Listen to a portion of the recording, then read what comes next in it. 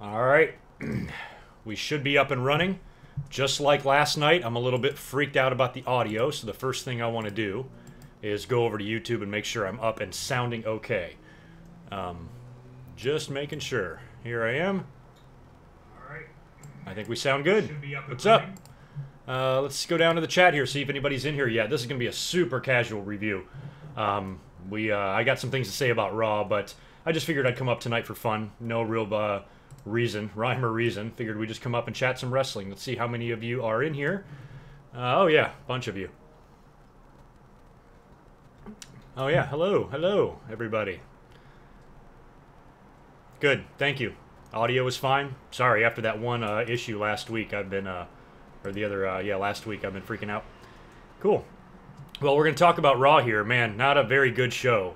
An extremely telegraphed final segment, too. I think the word was out. You know, I think the cat was out of the bag. I think a lot of people expected Stephanie to make that announcement tonight, especially the fact that we were finishing with a women's match, a multi-women match, and we knew it was going to end in a big brawl, and then Stephanie would probably come out and make the announcement, and that's exactly what we got. It went exactly the way we all thought it would.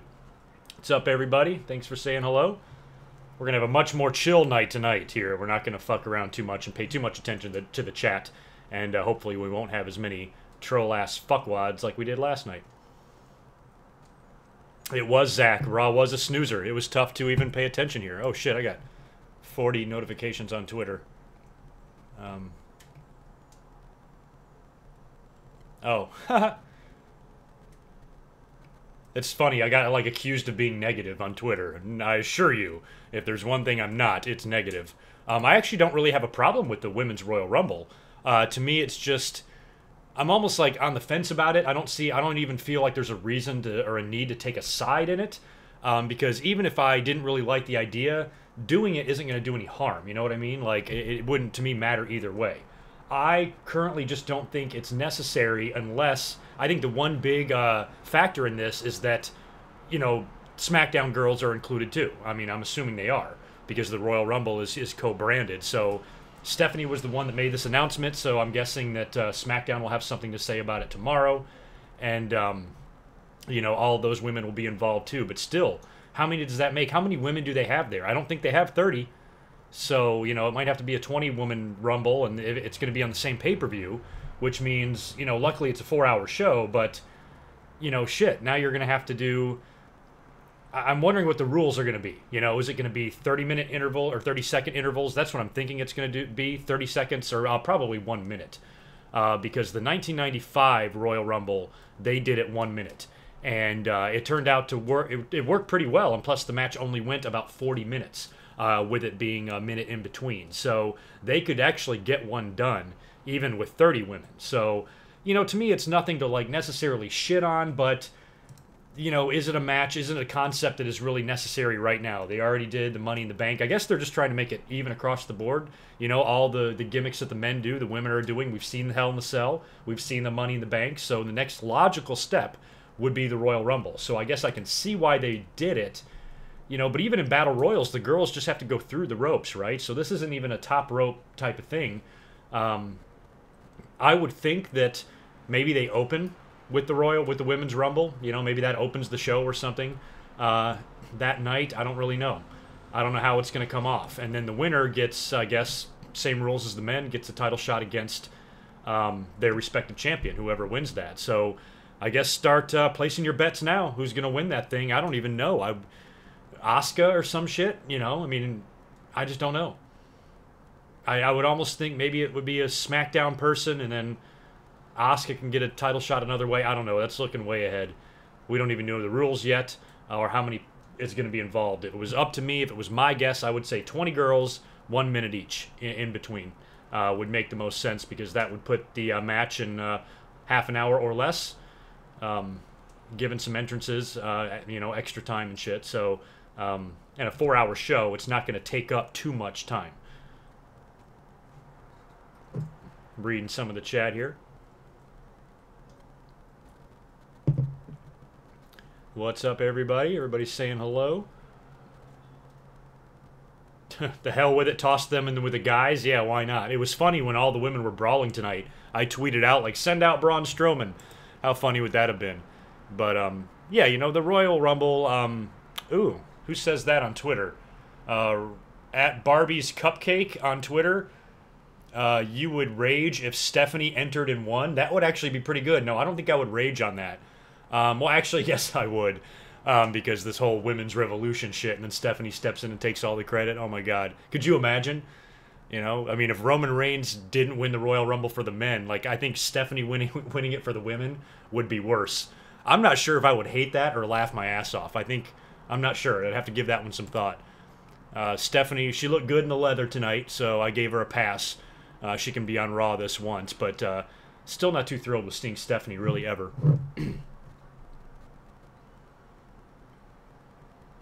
Why are you saying fuck you to me? No, fuck you. Why everybody's so angry? Oh, tonight I'm drinking Red Stripe. Picked this up at the store today. Wanted to drink lighter again, so I'm always down for a good Red Stripe. I used to drink these a lot on the East Coast, and I don't drink them much out here. Yeah, happy Rusev Day to you too. Nikki Bella is a pretty good possibility to win the Royal Rumble too. If Nikki won, you know, because she could return as a surprise or something. If Nikki won or Stephanie won, oh man, Twitter would explode. Hey, it would give me a bunch of views. Fuck. I'm surprised, as bad as Clash of Champions was last night, my views on my live stream is like 16, 17,000, something like that. So I'm doing pretty good on last night's show. I don't think I'm going to get that type of response tonight. As a matter of fact, speaking of that, let's see how many people are watching here. Yeah, Stephanie, she has her good days and bad days. She has certain angles that really work for her. And I don't know, Stephanie is just such a hard-ass bitch. You know, there's just something about her that, you know, I'm like angrily attracted to her sometimes, you know. And I just think, you know, a woman like that needs to be in leather as a loud-ass motorcycle goes by. But, oh yeah, we got over 100 people in here watching. Cool. About like last night. Ton of dislikes on last night's video. I wasn't talking about anything controversial, was I? Like 46 dislikes or something. That's kind of a lot. I don't get 46 dislikes on very many videos. Maybe it's just all the trolls pissed off that I was blocking them, because I don't do much blocking. But I'm going to pay a lot less attention to the chat tonight, only reading a couple of comments here or there, and I'm not going to engage, because that's the problem. Once you start talking to these fucks, they don't stop. Yeah, Asuka right now, I'd say she's probably the favorite, right? You know, to win. Paige, you know, would be another good one. Asuka is just so dominant. I don't think, like, it's kind of like with Roman. You know, Roman, I don't think, needs to win the Royal Rumble to get a title shot. They can figure out a way to give him a title shot without that. Asuka is kind of the same way. You know, Roman's got the built-in thing. Hey, I'm the IC champion, defending this title week after week on Raw. You're sitting on your ass. I earn it. I deserve a title shot. I'm the rightful #1 contender. I'm the only one with a belt here defending it, so he's got an easy in. And Asuka's kind of the same way. She can be undefeated going into next year, and, you know, she gets a title shot. They'll probably have to have a match at the in-between pay-per-view, or maybe even on Raw, to determine the contender or something, but eventually I think she'll come out of it. So I don't know if Asuka really needs to win the Royal Rumble.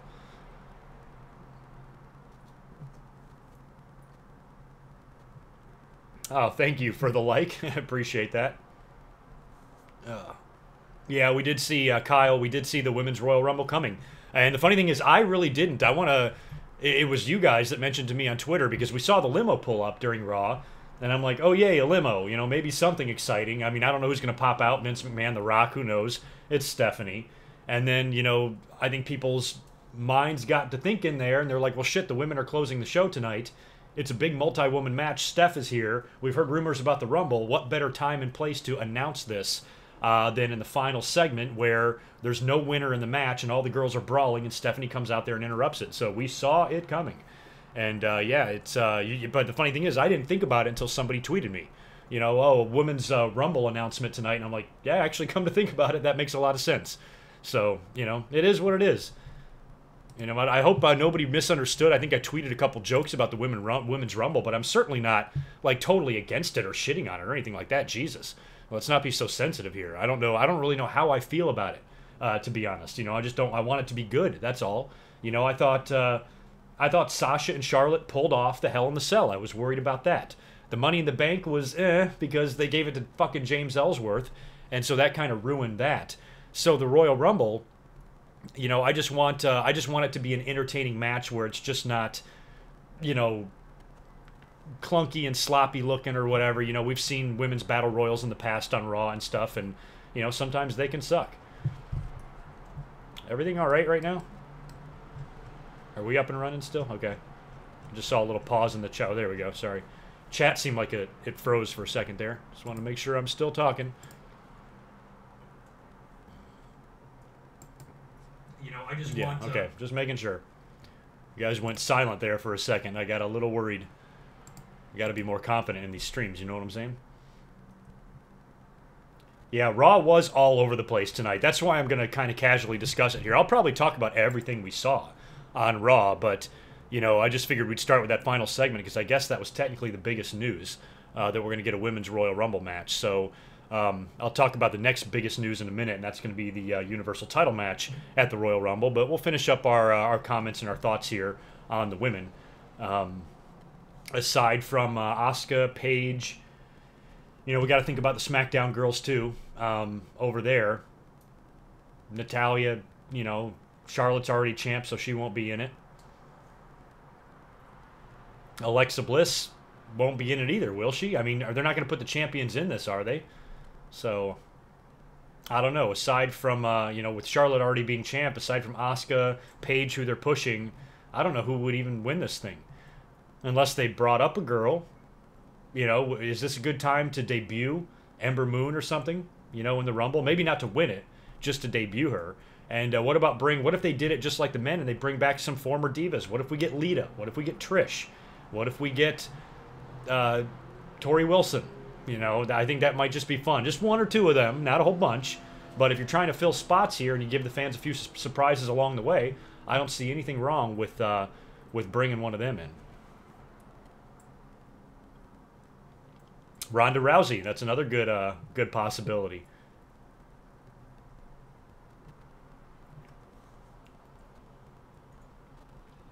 Reading some shit here.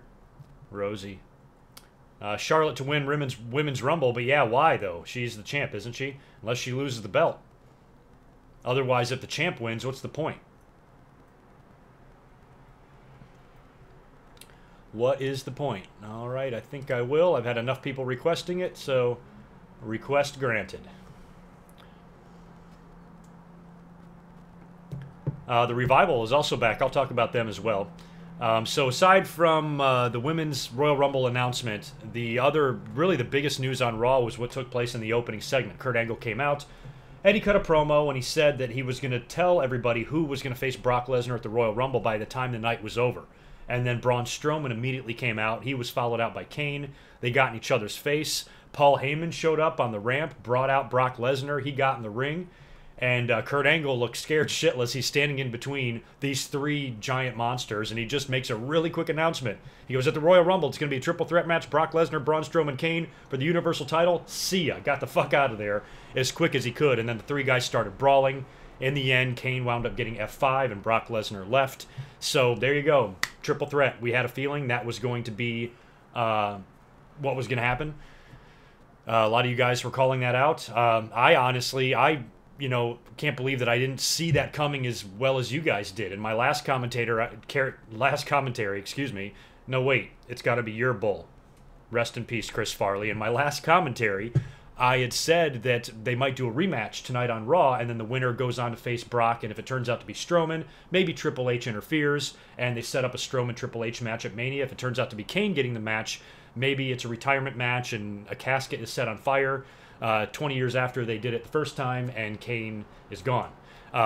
Neither one of those things is going to happen. It's going to be a triple threat, Brock versus Braun Strowman and Kane, and after what we saw from Brock at Survivor Series with AJ Styles, this is like the opposite type of match that we want to see.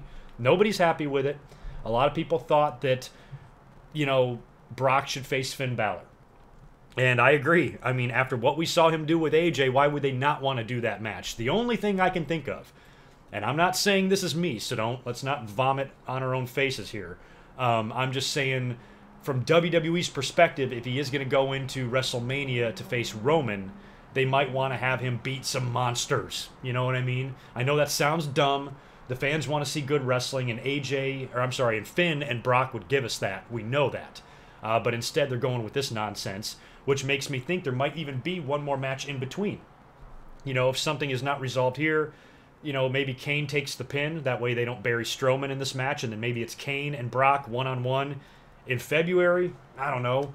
And then Brock goes on to face Roman Reigns.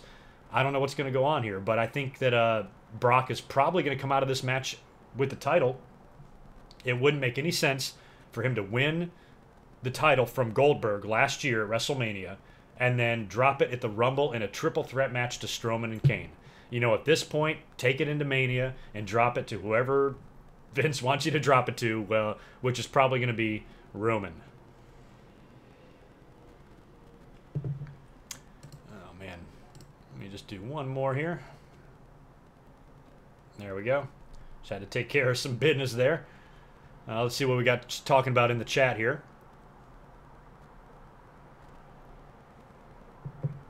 Yeah, I got rid of a couple of them.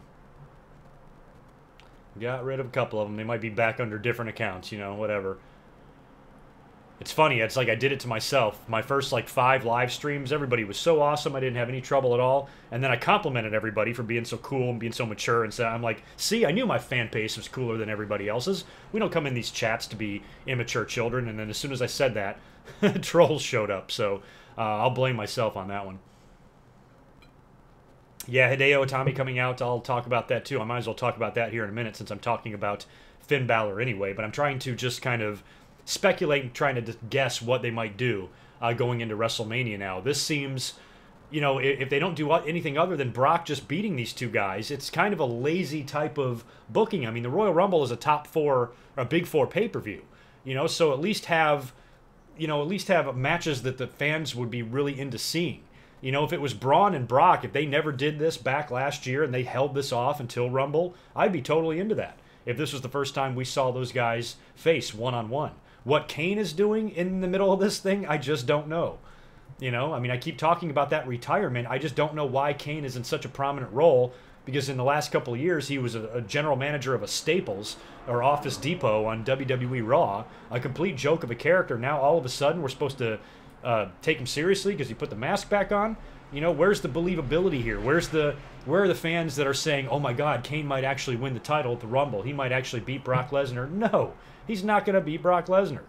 You know, so if this leads to some match with Braun Strowman, some big blow off, and Kane can finally retire, great. But, you know, some people are telling me to shut up and Kane's not going to retire anytime soon. I'm like, he's 50 years old and he's 7 feet tall. You know, he needs to retire. I'm not crazy for thinking that. You know, somebody that old doesn't need to be doing this anymore. You know, he just doesn't. Plus, Kane is not married to the business. He's got other shit going on in his personal life. I mean, he's running for political office, and, you know, he's all into politics, and he's a smart dude, too. And he just doesn't need WWE anymore. Have a nice send-off. Kane was awesome. He's a legend. We all love him. Let him have the nice send-off that he deserves. I don't think Finn Balor is going to 205 Live. I know he's not in the world title picture, but that's a demotion that seems unnecessary. It really shouldn't be a demotion. I mean, 205 Live is not necessarily, shouldn't be viewed as one, even though it is, but I don't think they would send Finn Balor there.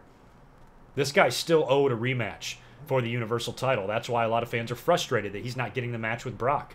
Imagine that. Imagine that match, Brock and Finn at the Royal Rumble. You know, just fun, you know. Brock would win. You know he would. You know, so as long as the fans don't go nuts about that and get pissed off, oh, they buried Finn Balor or whatever, you know. Brock Lesnar's 3 times his size, and, you know, Finn Balor wasn't going to beat Brock any more than AJ was. But I think, you know, Finn Balor, he can get back up there. I've not given up on him. And I've been saying this for a long time, too. Brock is the champion. He's sitting at home. Excuse me. So, you know, when the Universal title is back around the waist of somebody that's on TV every week, more title opportunities are going to happen across the board for everyone.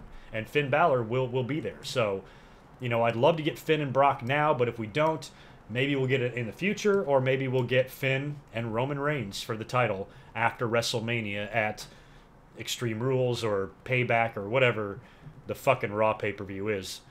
Or Backlash. Whatever one it is. But, that can still happen in the future, basically, is my point. But yeah, kind of a disappointing announcement there. I'm not sure how happy I am about this three-way. Maybe it can be good. Maybe they pull a swerve. Maybe there's some interference. Maybe there's a surprise. I can't see Brock dropping the belt. You know, it would make no sense for him to drop the belt.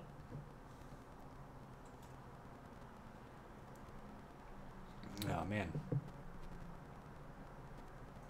Shit happens. I don't know what you're referring to there.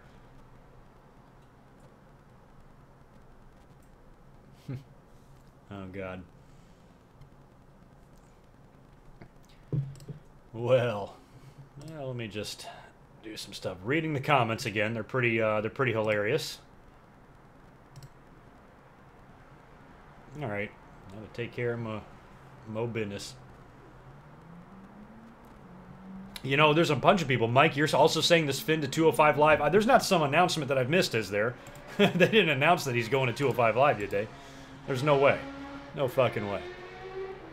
As I check Twitter and wrestling news to make sure that this is not really a thing. We're just talking about it.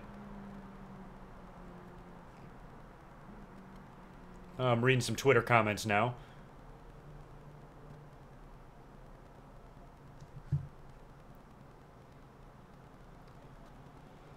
Reading Twitter. Alright, some of you guys have got some funny comments about the Women's Royal Rumble match, but I just talked about that. Miles Berger, I don't know if they want to go that far and bring Santino Marella in for the Women's Royal Rumble. You know, when he did that thing at WrestleMania, that Battle Royal, that was just like a travesty. That was a joke. And that was back when the women's division was non-existent. It was divas. A lot of shit back then. No need to relive that horrific memory. And plus, if they're trying to... I mean, they already screwed up the Money in the Bank by giving it to Ellsworth, and they knew they did, and they had to redo it to do it right. I don't think they're going to want to make any sort of mistake like that. Not that I wouldn't love to see Santino Marella pop his head back in WWE TV, but in that way, no.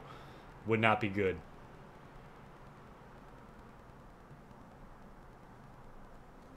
Yeah, exactly. Nobody believes this monster crap with Kane anymore. You know, so that's why just like him versus Brock, Jesus. You know, Kane was just such a joke a few years ago, part of the, you know, the authority angle and all of that.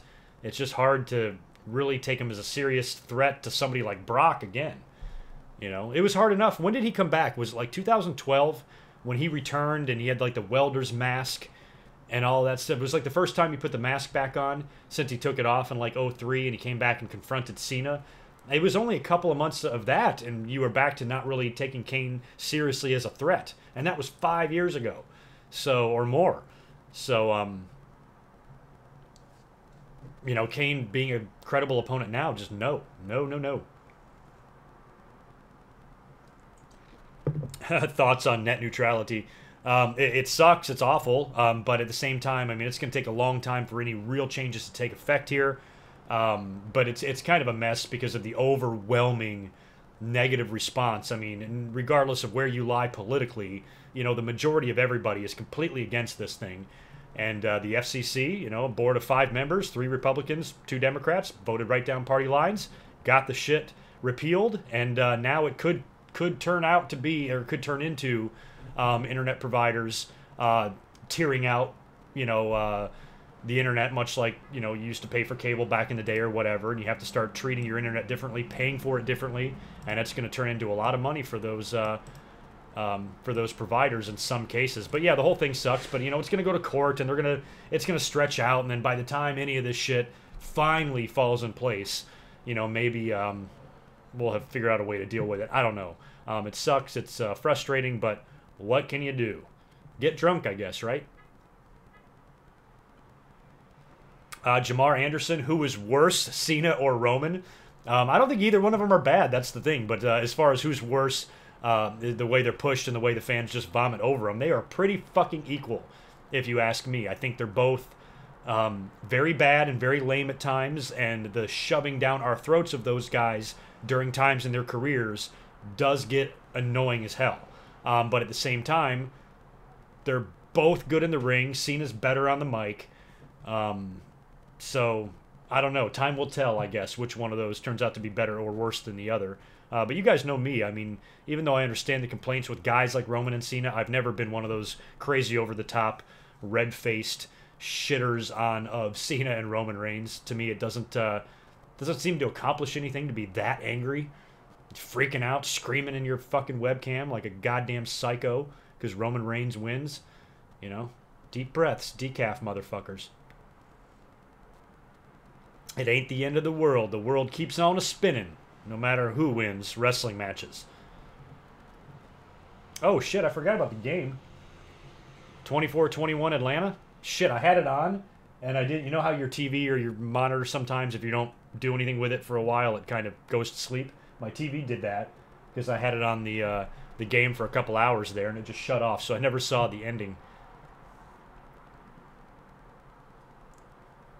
Roman is more talented than Cena. Yeah, everybody's got their opinion. Some prefer Roman, some prefer Cena. I think they're both equally bad and equally good. They both have their very strong bad points, and they both have their really good points as well. Tar Brehan, the beer tonight, I said it earlier, is Red Stripe. Haven't had one of these in a while. Drinking light. Anytime I do these live streams, I don't want to drink IPAs because then I'll get what? Then I'll get wasted. GoodMicWork is taking shots at JD from New York. Where? Where the hell did I take shots at JD? I have no issue with fucking JD at all. Don't make shit up. I don't even know what I would have said that would have made you think that. I don't even know what the Blitz team is, so thanks for being here, I guess. Yeah, I guess next, why don't we talk about Hideo Itami, because that was the other kind of big, surprising, weird, out-of-place segment that we saw. So it was Finn Balor. He was taking on the Miz Taraj in a handicap match. Miz is still off of TV. So in my head, I'm thinking Miz is going to come back. You know, he's been filming that movie, Marine or whatever the fuck, and maybe they're done now. I don't even know what the deal with that movie is. So, excuse me. So in my head, I'm thinking that Balor is going to have this handicap match with the two of them. They're going to start beating him down, or the Miz is going to interrupt after Balor has him beat and return and beat the shit out of Finn Balor and maybe set up a one-on-one match for the Christmas Raw next week. Because I'm thinking for that Raw, they should line up and advertise some like matches that could be good. You know, some fun matches, some good matches. You know, grudge matches, shit like that. Give us a good lineup to where we can enjoy some really nice Christmas night wrestling. Why not, right? So that's kind of where I saw that going, and it went in a direction that I didn't even see coming at all. So Balor, I think Balor wins via disqualification. The Miz Taraj gets disqualified. Sorry, I got a text message. Miz Taraj gets disqualified. I think it was just excessive double teaming. They kept kicking the shit out of Finn Balor. Referee rang the bell. They beat the crap out of him, and they start just beating him up in the ring. And then Hideo Itami, of all people, a guy who's supposed to make his debut on 205 Live tomorrow, shows up out of nowhere and helps Finn Balor fight off the Miz Taraj. They go to commercial, come back, and they've set up an impromptu match. Finn Balor and Itami versus the Miz Taraj. Obviously, Balor and Itami win that match. And that's the way we thought it would go, but just kind of a weird debut. The fans didn't even really pop for it that hard. I thought it was kind of... I thought it could have been better. I thought it could have been done better. You know, and plus we got so many like Japan guys there. You got, you know, Gallows and Anderson there. It would be cool to see them form, you know, their own version maybe of the Bullet Club, but they just refused to do it. I don't know why. And as cool as it was to see, you know, Itami and Balor side by side like that fighting together, it was like, you know, Itami's had such bad luck since being in NXT with his injuries and stuff, and he didn't, I thought he was pegged to be champion right off the bat. I thought he would have been on the main roster before a guy like Kevin Owens was, and look how long it took him to get here. So, you know, for him to show up on Raw and be on the main roster, but he's also going to be on 205 Live, what does that mean? Is this the beginning of them slowly integrating some of the cruiserweights into the main roster? Think back of during WCW's days. They had the cruiserweight division, but they were not, you know, exclusive to that division. Mysterio worked with Kevin Nash at a pay-per-view, but he was still a cruiserweight. So maybe they've decided that some cruiserweights can get involved in main roster matches. It would give us new matches, new stuff to see, give some of these guys something else to do. You know, maybe this is the beginning of that. But I thought it was kind of weird that Hideo Itami debuted on Raw on the main roster, but he's really going to be on 205 Live. So, I don't know. what that means. So I guess we'll find out. Let's go back to the chat here. See what the phone is blowing up. They can wait. I'm hanging out with my GoodMicWorkites, or whatever you want to call yourselves. Did Gallows and Anderson leave WWE? I don't think so. I don't know where the hell they are, though. Yellow, 89-34-1. I kind of agree. I've mentioned that before. I kind of feel that the women's division would work if they put them all together. You know, and you already have two shows that are lopsided. Raw's 3 hours, SmackDown is 2. I said right from the start that the women should be on Raw, Cruiserweight should be on SmackDown. I mean, they tape 205 Live at SmackDown, don't they? It just seems like it would make more sense for 205 Live to be over there anyway. And then with the women's division, now you have more women. There's more girls in the pool. It's not so spread out where each women division is like seven women or whatever it is. They got the little, you know, boost lately with all the NXT girls called up recently, but you know, otherwise both rosters are kind of weak and small. But if you put them together, it's very strong. So I would be fine with that. But you know, with everything they're doing with the Rumble and the Money in the Bank and the Hell in the Cell, they want to do the same thing with the women that they are with the men. So I can see why they're on both brands. Greg is not a gay. A gay. No, I'm not a gay. Morganites, that works. That sounds good. I can deal with Morganites.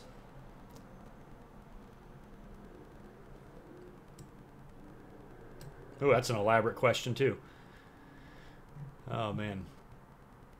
All right, so a couple of you are out of here. See you later. What are we going to talk about next? So, we talked about the Women's Royal Rumble, we talked about the Royal Rumble Universal title match, and we talked about Hideo Itami's debut. What do you guys think like the next most important thing is that we saw on Raw? Let me glance at my notes here.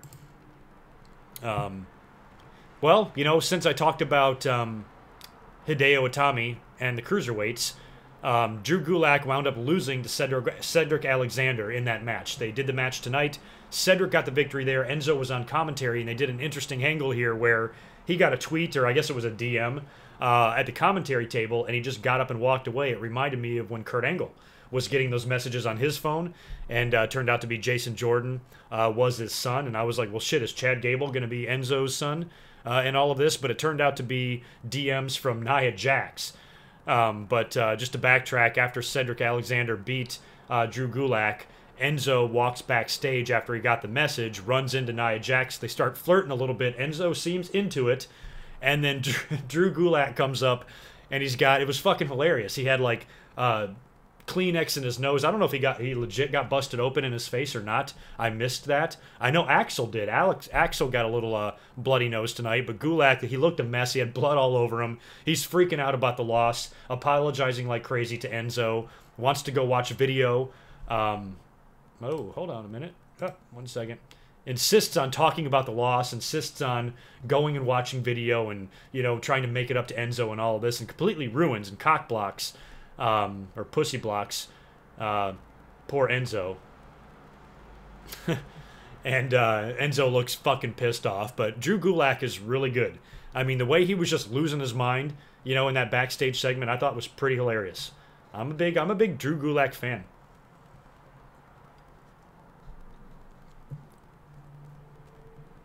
Yeah, it's all right. I'm going to do my best to keep these guys blocked. The funny thing is, I would have no problem with assigning a moderator to this to handle this for me.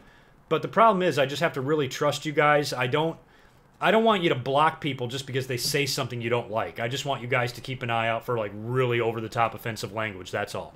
If somebody says John Cena sucks, I hate him, don't block him. You know, they have the right to say that. It's just the over-the-top shit or whatever. So if anybody feels like they can handle that, send me a DM on Twitter or something, and maybe I'll set you up to be a moderator next time. But it has to be kind of like an unbiased type of thing. Don't block somebody because you don't like them.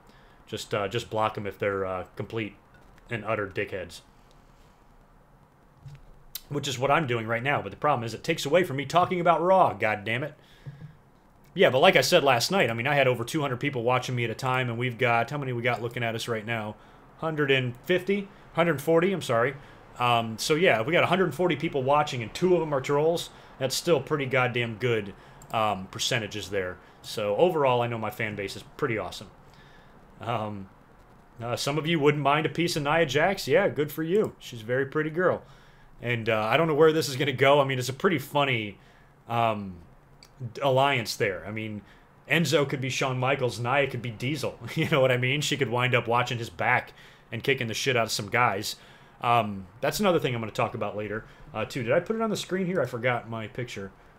Yeah, the mixed tag team tournament. I didn't talk about that last night. That's kind of an interesting idea. I don't know. It's another thing like the Royal Rumble where I'm not necessarily against it, but I also am not sure if it's even necessary right now. I mean, what's the point?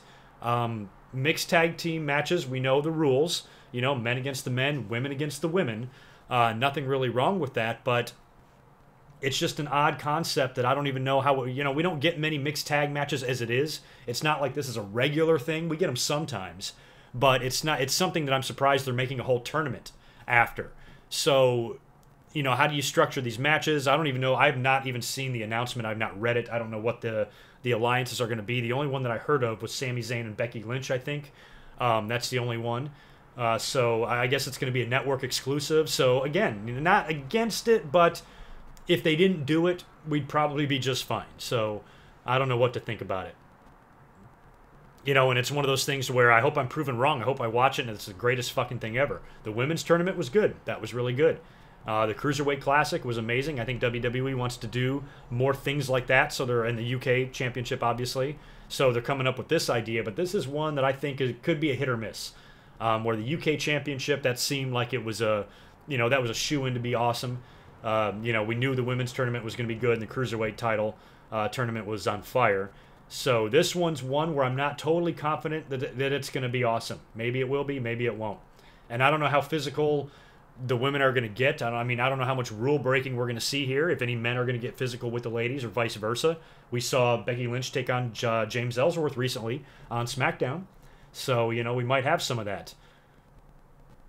You know, but I don't know, with all the, you know, with all the violence, oh, here comes one of the cats. With all the violence on women and shit and domestic issues and how sensitive, you know, all that is, you know, I'm surprised they're going with this, especially if a woman winds up getting hurt. But, you know, I hope it's good. I hope it's good. I'll judge it after, you know, once it gets going. You know, right now, just on paper, I'm torn. I can see it sucking, and I can also see it having the potential to be decent. So we'll see. Overrated and underrated WrestleManias of all time. That's an elaborate question. I don't think I have time to answer that tonight. But does anybody know, with the mixed tag team tournament, you guys are welcome to put it down here in the chat. When does it start, and how many duos have they announced? Do you guys know? Because all I saw was like the headlines. I never even read really much on this story. Kron, it was Bub. He didn't jump up there. Oh, he's eating. But I never saw the announcement, the official announcement for this thing. I think they did a video. Kurt Angle might have done it. I never even watched it. I was aware of it, but never took the time to actually watch it. So you guys are going to have to be the informers. Transgender tournament. I don't know if they're going to go there. That's funny. But, yeah, we'll see. The mixed tag tournament. I just wish Macho Man and Sherry could be involved. I wish Macho Man and Sherry and Dusty and Sapphire were in the tournament. Then I'd watch it for sure. I think it's time for another beer. You guys want anything? Red Stripe? Don't worry, I'm not going to the bathroom. I'm just getting a beer. And I still have that big hole in the ass of my pants. Cap is rolling away. So I guess we're going to finish up on Raw now, as far as what else we saw. I'm kind of reading my notes here. Oh, yeah, we also got Asuka versus Alicia for some reason. We got another one of those matches, and Asuka wound up tapping her out. Broken Cat Hardy. They're both up there eating because they're fucking pigs. I finally got in touch with the vet today. Their weight is so out of control. So I've actually ordered $80 cat food. I can't fucking believe it, but I'm like, I got to do something about this. Normally, I put their food away, but I don't want them bothering me during the stream, so I've got the food out. That's why they're up there eating. But if I leave it out, they both kind of eat a lot, and they're fat. Both of them are fucking fat, especially Tito. And Tito's younger. When I found him in the bushes, he was as big as my iPhone 7. That's how big he was, and now he's a gigantic fat fuck that weighs like 14 pounds. So I'm buying this like metabolic cat food, special ordered shit. Ugh. Goldfish water? I don't have a fish in the house, sorry. I'd get you some though if I did. On the rocks? You didn't hear me pissing. I didn't even piss this time. Oh man. Oh yeah, Gulak, thank you. Chai Day maybe. Gulak was bleeding for real. I must have missed the spot where he got hit in the face. But yeah, Gulak and poor Curtis Axel both got their noses busted tonight.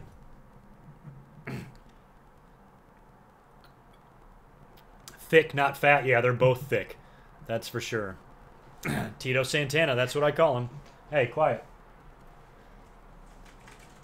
I wish if I get 2 more animals together again, if I ever get 2 at the same time, I'm going to name them Razor and Diesel. I wish I had a chance to name these guys Razor and Diesel. But I do like calling Tito Santana. Yes, $80. I was like, fuck it, I'm going to try it. I mean, if it doesn't work, then I'll quit buying it. But I really have to get their weight under control. I would love to do a DVD review. Damn, I really need to... I've got a couple of projects in the works, actually, that I'm going to be releasing to you. And my one idea for my year-end video, I'm just not sure if I can do it in 2 weeks or not. I'm really going to try. By next week's Raw, by the Christmas Raw, I'll know. I'll either have a year-end video up to you, maybe around the 27th, 28th, or something like that.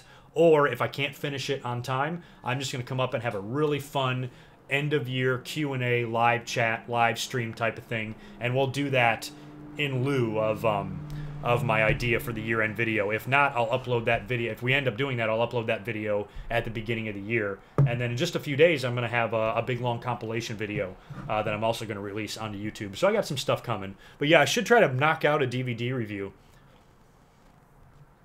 I had a funny idea for the channel yesterday in the shower.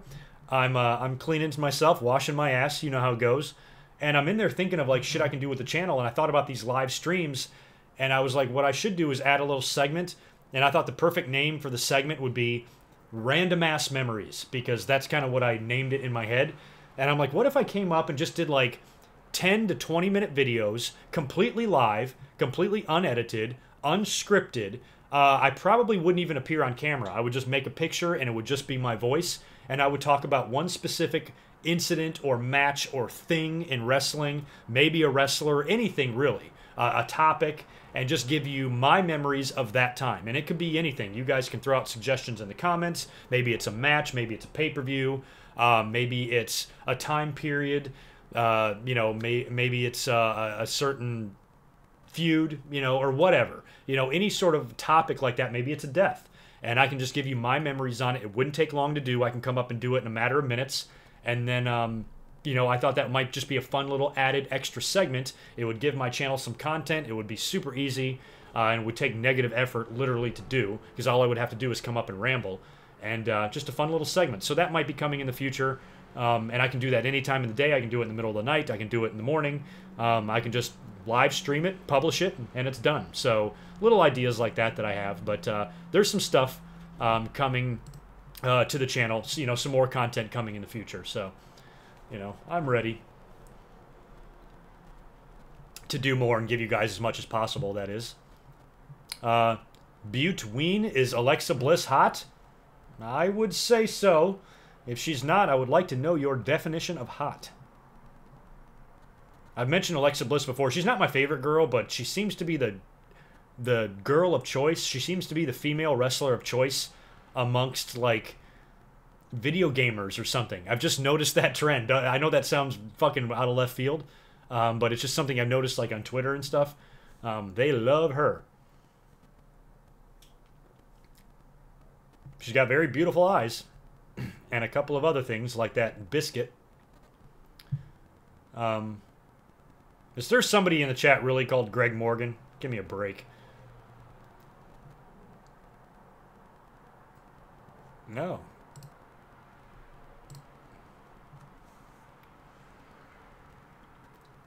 I have not made a YouTube account in years. Oh, Gold Standard, what's up, Ross? How you doing, buddy? Good to see you in here. I haven't made a YouTube account in years, probably since my second channel account. So I don't even know what goes into it. How hard is it to make a YouTube account? So anybody that I block in here, can they just start a new one and come back in? Is that really what they do? What a life they must have.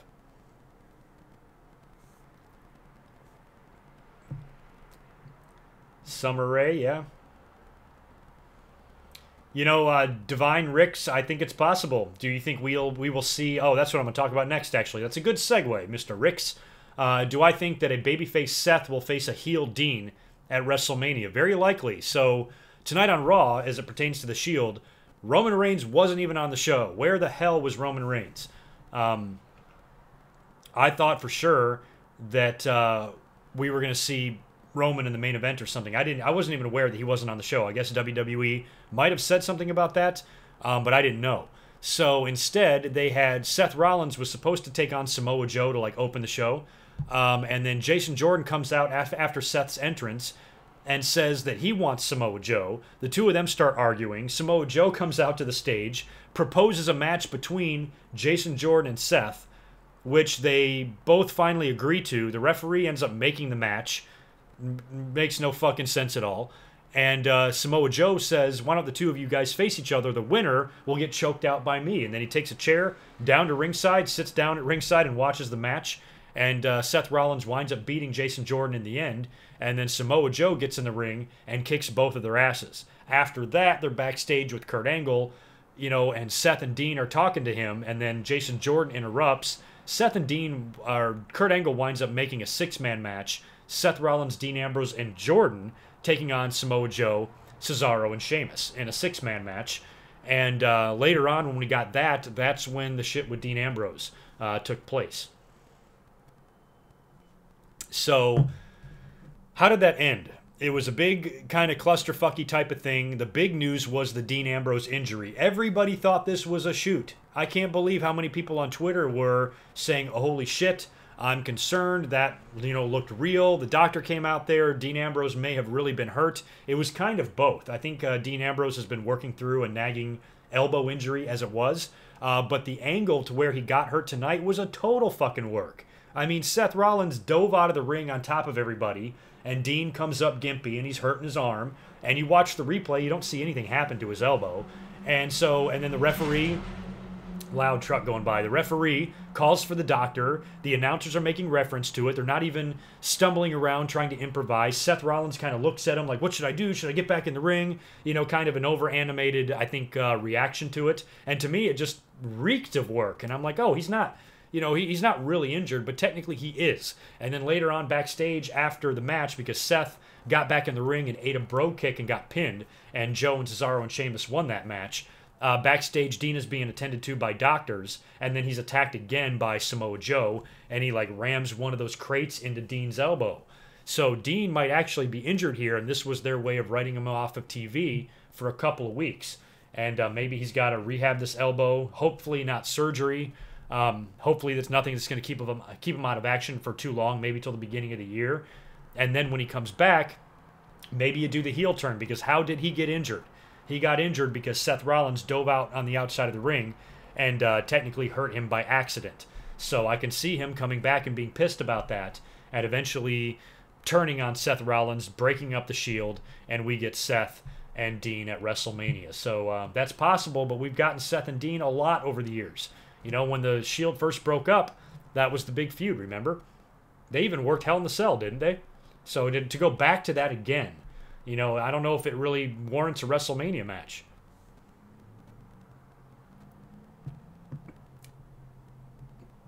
I hope so. I hope Seth Rollins, or I hope Dean Ambrose just misses a couple of weeks. We don't need this right now.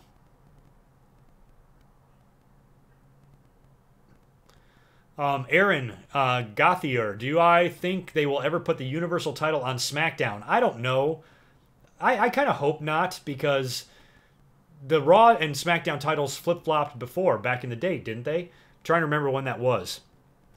Was it when Cena came over from SmackDown? In the draft, right? That's when it was. I think Cena came over. They had the world title on Raw, I believe. Or or I'm sorry, on SmackDown, and they had the WWE World Title on SmackDown, the World Title on Raw, and then they flopped them, and I think Batista wound up going over to SmackDown or whatever the fuck happened there, in the end. But yeah, they flopped him before, so maybe the Universal Title and WWE Title could trade places at some point. That they run an angle to do that. If they do another superstar shakeup and draft one of the champions, it could happen. Wouldn't be surprised.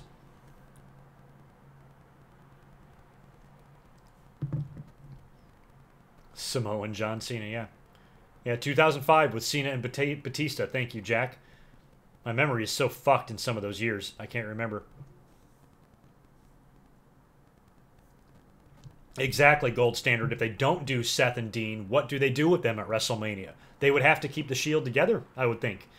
You know, I mean, maybe Dean Ambrose and Seth Rollins are tag team champions and they simply defend the belts at WrestleMania successfully. And then, in the main event, Roman Reigns spears and pins Brock Lesnar, and you have the Shield celebrating together in the ring, all with championship belts. Did I just book WrestleMania? I mean, think about it. If you're going to put the belt on Roman Reigns, you know the fans are going to boo the shit out of that, right? So how do you curb some of those boos? Maybe throw the Shield together. Maybe have Ambrose and Rollins in there with Roman, celebrating, three-way hug, arms up in the air, title belts and gold spread across the entire Shield, and maybe that would help. I mean, if The Rock can't get Roman Reigns cheered, then I don't know if Seth and Dean will either, but maybe that could take the edge off a little bit. You know, remember the big Benoit and Eddie Guerrero hug at WrestleMania 20? Maybe you do that with the Shield. You know, three guys that came into together and now are on top of the world or whatever all at the same time.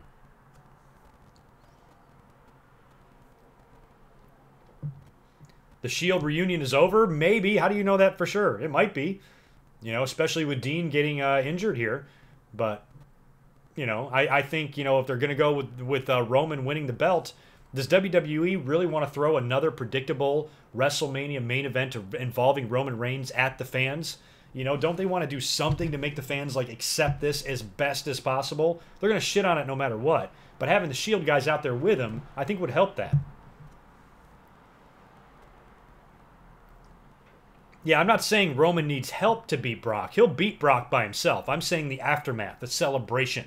That's when you bring them all out there. They celebrate together. Just a thought. Just everybody relax, calm down. It's all right. Everybody's going to be okay. I promise. Who has better boobs, Jinder Mahal or James Ellsworth? Duh. That's like the easiest question in the world. James Ellsworth. I mean, he has the most suckable nipples I've ever seen in my life.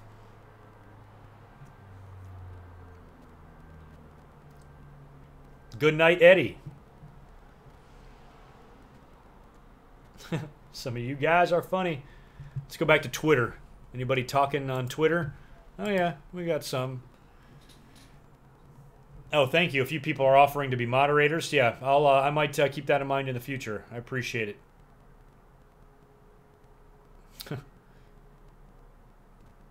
I don't know.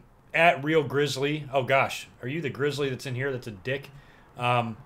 I don't know if Ronda Rousey would really win the Royal Rumble. I want her to come in, don't get me wrong. Being a surprise entrant in the Royal Rumble would be awesome.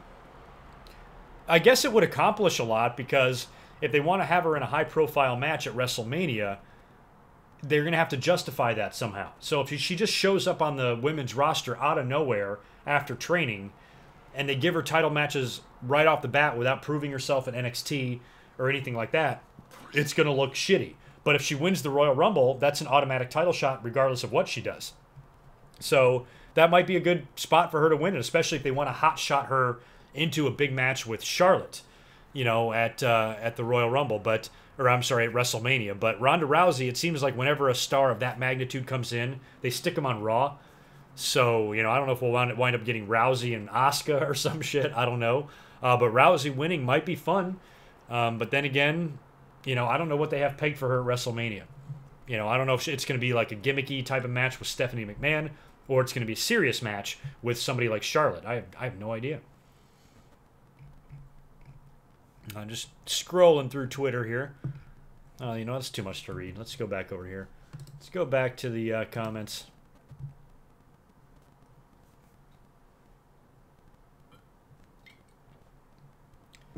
Who's hotter, Alexa or Mandy Rose? I don't know. Probably Alexa.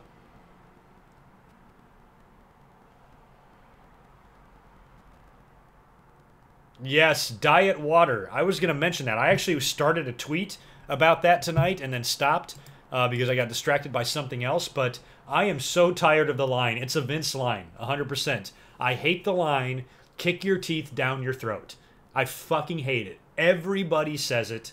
It's written. You remember those the shit that was leaked, those rules or whatever, those WWE like rules for announcers that were leaked all over the internet a few years ago, and you know, little do's and don'ts and things like that. And I remember specifically reading, "Don't say I want to beat you up. Say I want to kick your teeth down your throat." And every fucking guy says it, and it's just so fucking old. I mean, these writers, not only do they have to write TV, but they have to take into account Vince McMahon's shit, and they have to write all of his little sayings into this, and it's just such a Vince saying. It's oh, it gets so old. Yeah, Alexa definitely does have a good makeup kit. That's for sure.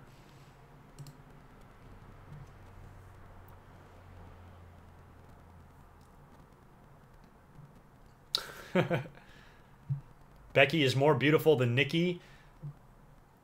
Maybe more natural than Nikki. I love both of them. They're both pretty hot. But yeah, Becky's gorgeous. I like Becky. I like me some Becky.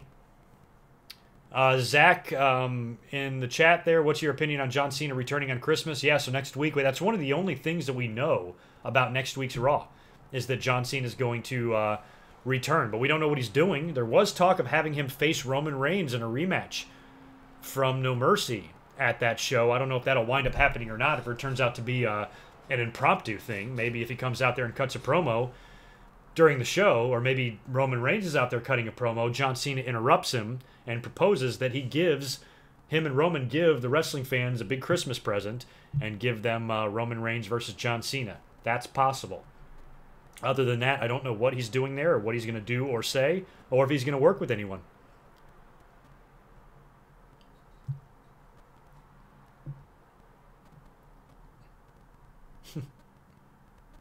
Random ass shit there. Did I what have we missed on Raw? So what have we talked about? I know there's a couple things I haven't mentioned yet. I haven't talked about Matt Hardy, and I haven't talked about the Revival. Other than that, I think that's all the shit there. The Revival returned tonight, incidentally, on Raw. They ended up beating Heath Slater and Rhino, so they're back. It was Dawson. He was the one that was hurt? I forgot. But good to see them back. That sucked when he got hurt. So hopefully they can get back on track, because the Revival have had a couple of hiccups, you know, since coming up from NXT. They did not have they've had some speed bumps along the way and some injuries, and it's really kind of stunted their growth a little bit.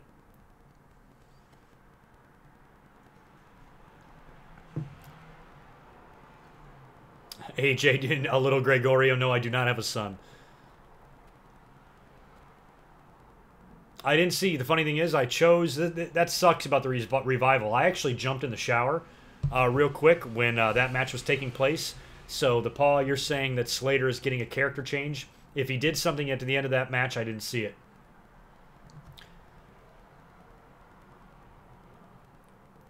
Yeah, as far as Woke and Matt goes, we saw that. That was this was better than last week. We did see Bray Wyatt cut a promo on the Tron again, and I kind of thought that it was going to be another one of those things where Matt Hardy would interrupt, like we've been seeing. But instead, Bray Wyatt got his whole promo out, and it was pretty good. I actually liked it. And then later on, Matt Hardy cut a promo while playing chess in front of a fishbowl.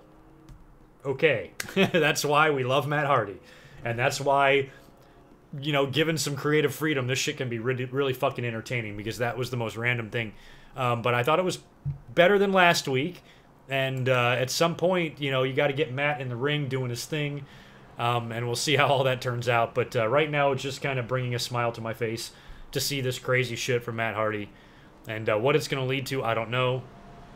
I don't know what we're going to see next week on Christmas. I mean, maybe Broken Matt wears a Santa hat or something. I got a little Santa hat on my screen tonight. So maybe he does that. Barokin. Oh, Barokin. Vontae Page, what's up, man? How you been? You've been like one of my long-time listeners a long time. Appreciate you. Yeah, Elias was on the show tonight, wasn't he? He was he opened up the women's segment for some reason. I was getting out of the shower when I saw Elias in the ring, and then he was interrupted one at a time. He tried to sing a song, Sasha interrupted, he tried to sing a song again, and then Bailey, and then whoever the fuck else, I think it was Mickey, right?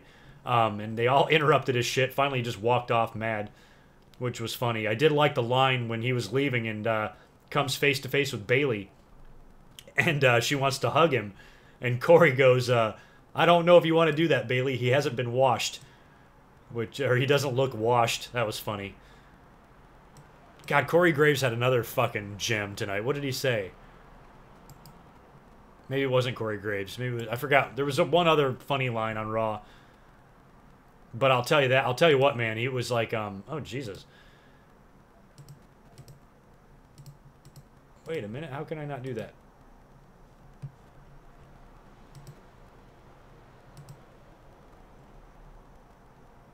Sorry, just reading some of the comments here. Jesus Christ.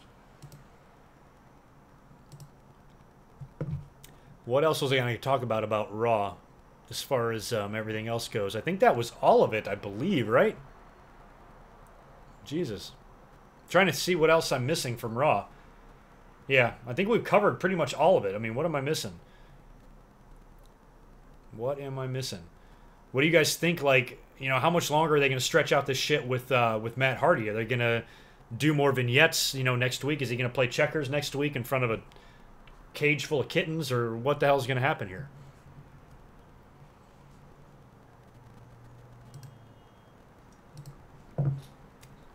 Well, for some reason, I cannot, just to mention something about the chat, for some reason I cannot block anybody right now. All it's giving me the option to do is like to go to their channel. So if you guys want to be assholes, I guess you're in luck.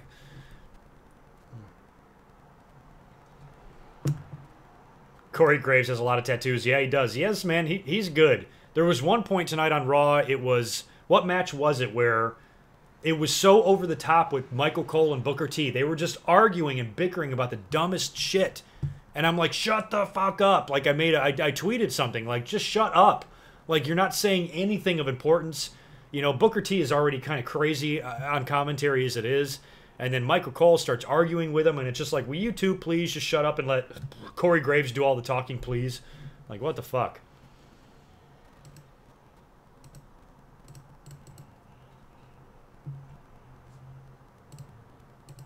I guess I'm still streaming here.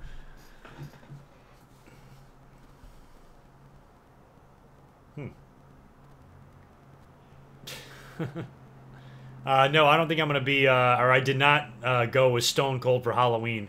I don't know if I could pull off that vest, maybe. Maybe. Oh my God, you guys are crazy in the live stream here. What else should we talk about? I kind of got to go take a piss. What else did I put on the screen here? Should we talk? I talked about the mixed tag team tournament. I should follow up a little bit on Clash of Champions, but there's really nothing to talk about. I talked for, what, 3 hours last night? So you can check out last night's live stream if you want to hear my thoughts on that. But the show was, you know, just mediocre at best, you know?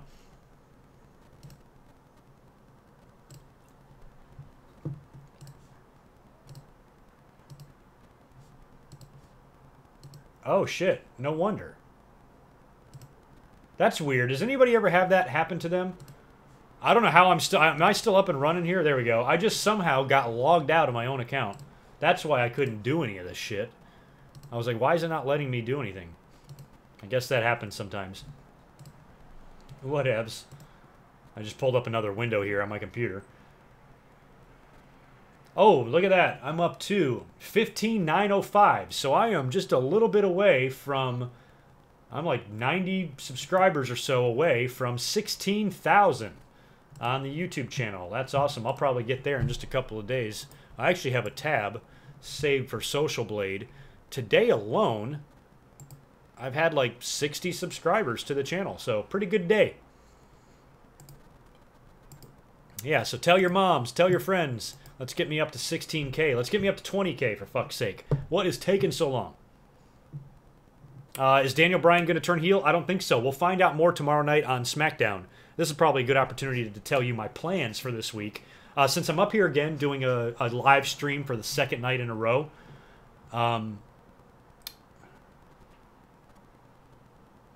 Wiza, what's up? Damn, sick of blocking people. Yeah, thank you. You know, I mean, I'm proud of my subscribers, you know, going up, but at the same time, it's taken forever. So, the live streams have helped. TVTrax has also really helped. Got to shout out TVTrax. Please subscribe to Trax. Over 70K over there, and they feature me, and it's awesome. So between the live streams and that, I've gotten a good amount of subscribers in the last few months. I'm averaging, you know, 300 or more per month, so that's decent, you know. Would like 1,000 a month. I already need another beer. Wise, I'm sorry I lost you. I wanted to say, why did you talk, or did you talk about the stove of the women's thing, like the entire revolution? What do you mean stove? But I did talk about the Rumble and shit. No, I was not on 13K for like 2 years. I've been averaging like 2,000, 2,500 a year in the last few years or whatever. So anywhere between 2.5 and 3. I remember back when I had like 2,000 subscribers. That was those were crazy times.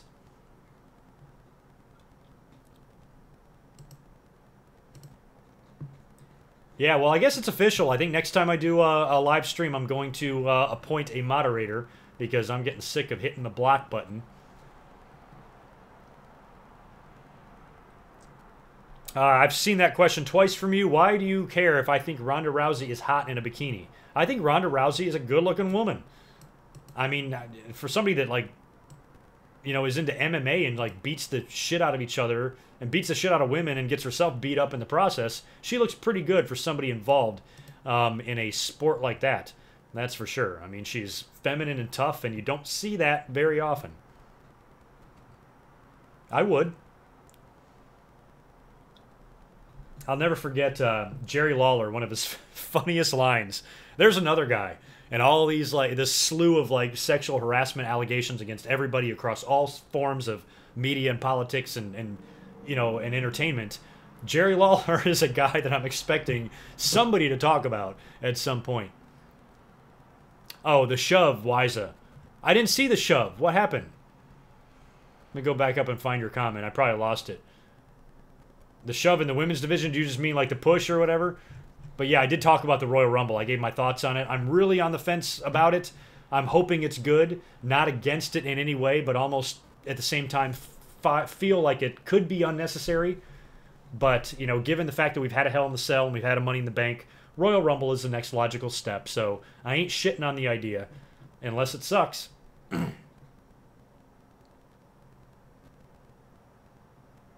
Who do I think is winning, Jericho or Omega? I think Omega is going to win. I mean, Jericho, you know, well, maybe, let me rephrase that. If they do a return, if a return is set in stone and they've already pre-planned to have the return match, then Jericho has a chance. But if this is truly a one-off, I don't think Jericho has any problem with putting over Omega. Because what does Jericho have to gain? What does he need to gain? You know, Omega has everything to gain. Him beating Jericho, you know, will... Oh, my phone is ringing. Let me tell this person I can't talk right now.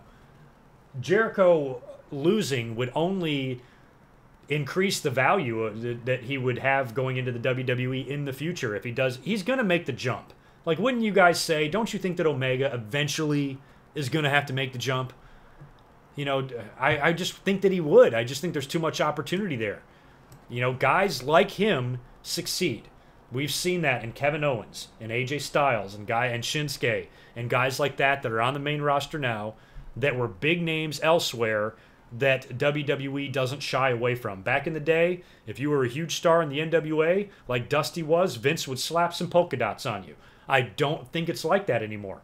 I think Triple H, for all his problems, and everybody who complains about Triple H, the one thing good about Triple H is I think he appreciates that type of wrestler. And that's proven with the guys that he's signed.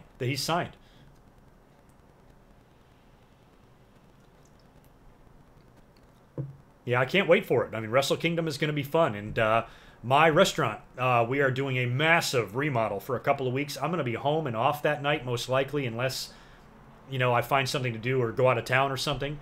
I'm not going to be at work, so I will watch that. If anybody has, I'll go ahead and sit this out right now. If anybody wants to send me any DMs on Twitter, if anybody has a stream for that or how I can watch it, I don't even know.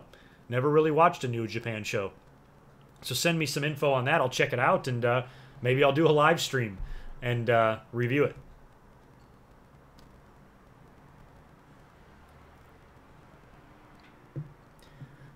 Yeah, right. Like right now, Omega's making killer money. That's the thing. If I was him, I wouldn't leave. Provided I'm making money and I'm making more than I would in the WWE, and I'm also working a lighter, reduced schedule at the same time, there's no reason for him to go to the WWE. But if he gets over enough, you know, opportunity, you know, could be there. And hell, a guy like that, if I was Omega, I'd just be like, all right, fine, I'll sign a 2-year deal. If I'm not pushed in 2 years, I'm coming right back here. You got nothing to lose there. You know, and you better pay me what I'm making here too, by the way. If he can find a deal like that, then I think it would be worth the risk to jump just to see if he can main event to WrestleMania one day. You know, those matches he had, who was it, Okada or whatever? Imagine a match like that on a WrestleMania stage, you know? So it's something that he's never going to rule out, provided the money is right and the schedule is right and it benefits him. Anybody will jump. Same with the Young Bucks. Problem is, it doesn't benefit them to go there right now. That's why they're turning him down. And I love that we are in a time in wrestling where guys can actually turn down the WWE. Do you know how awesome that is? Do you know how lucky we are that things have kind of bounced back a little bit from WWE's monopoly? We are literally living in an age right now in wrestling where WWE is not your only choice, and provided that you're a big enough star and you're good enough, you can make as much or more than you could in WWE. And work a much more lenient schedule, have a lot more freedom to do what you want, a lot more creative freedom to do what you want as well. So, you know, that's a good reason to not go anywhere and stay right where you are. Wiza, that segment with the women tonight legit frustrated me. We go from everyone fighting the renegade new faction to Steph's music hitting, and they all stop and stiffen up like she's a drill sergeant. I agree. That's why I thought the segment was so stupid, because we saw it coming, you know. But yeah, the Absolution is supposed to be an NWO type of, you know, outsider trying to tear through the entire roster. A lot of bad blood. They've injured a lot of women, hurt a lot of women. And then when Stephanie comes out, big bad Stephanie, they all have to stand there like nothing's going on. You're a fucking 1,000,000% right. I mean, I knew the segment was going to be annoying. The funny thing is I'm not against the Rumble announcement, like the announcement of the Rumble, like the match taking place, but it's the way it all happened. It was too predictable. We saw it coming. There was the rumors of the Rumble match taking place. Women were going to main event tonight. It was a multi-woman match. We knew it would end in a clusterfuck brawl, and Stephanie coming out was extremely likely to make that announcement. It went down exactly the way we predicted it a half an hour prior. And but yeah, you're right. That, you know, that type of shit, you know, the suspension of disbelief there, that's exactly what I talk about sometimes when wrestling is so different, is that they all just stood there for big bad Stephanie. I hate Stephanie. Fuck her. I talked about that too. I don't think it's going to be 30 women. I think it's going to be 20 at 1-minute intervals, if I had to guess. I could be wrong. Could be a minute and a half. Could be 25 women, 1 minute. Could be 20 women, 1 minute and a half. It's going to be one of those two, if it was my guess. But I don't know. I'd have to write them all down. You guys do it right now. How many women on Raw and SmackDown do we have? 26, you know, maybe, or something like that at the most. I don't know.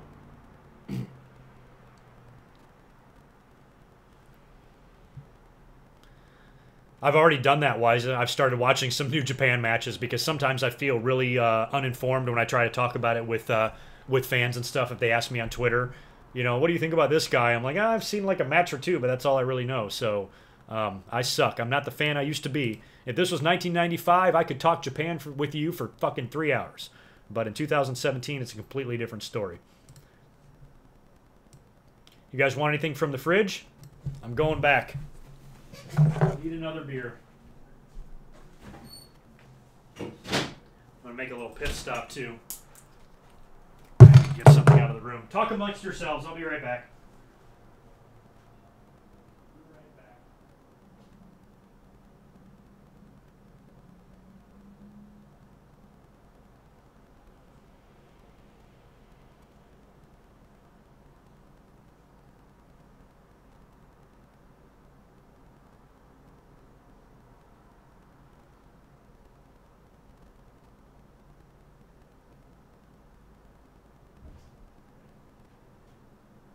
And no, I did not take a piss, so don't ask me if I washed my hands. I actually went to go get my phone charger because when I looked at that text message a little while ago, my phone was dead. So I am plugging it in. And just like last night, I still don't have a lighter, so I'm using the fire stick from my fireplace to do my thing. I'm back with a new red stripe. All is right with the world.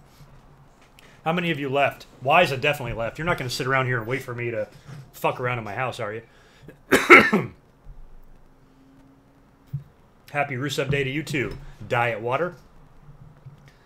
I don't have Kool-Aid. I wish I did. I do have Gatorade. I drink a lot of Gatorade. 22 women in WWE. Is that legit? Wow. So yeah, we're looking at 20 women. Who are they going to keep out? Lana? And who else? Who else sucks? Dana Brooke, maybe? Dana Brooke's got to be in the Rumble, though.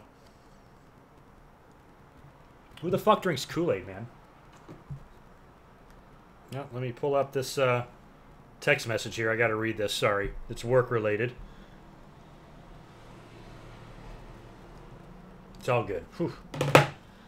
All good. Let me plug it back in. Hold on. There we go. Okay. Yes, I washed... No, I did not wash my hands because I did not piss. Last night I was back in like 20 seconds after I went to go take a leak and people were like, did you wash your hands? I'm like, maybe. Cracksless, neither this time. This is actually, it's not Diesel or Kush, it's Girl Scout cookies is the name of this one. It's okay. It's a hybrid.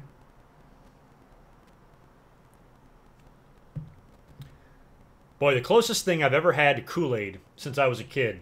When I turned 18, I'll never forget the staff that I worked with at the restaurant. They were so happy that I was growing up because I'd been working there since I was like just turned 15. And I turned 18 and I was a senior in high school and they threw a big birthday party for me. And they made, in the southeast where I lived in North Carolina, they called it PJ. I know they call it other things wherever you live. But basically all it is grain alcohol and fruit and like Gatorade or Kool-Aid or something like that. And grain alcohol is like 7 million proof. I mean, it's just straight fucking alcohol. And we filled up a bathtub of this shit. And I'm young and stupid. And the thing about Everclear or grain alcohol is it doesn't taste like anything.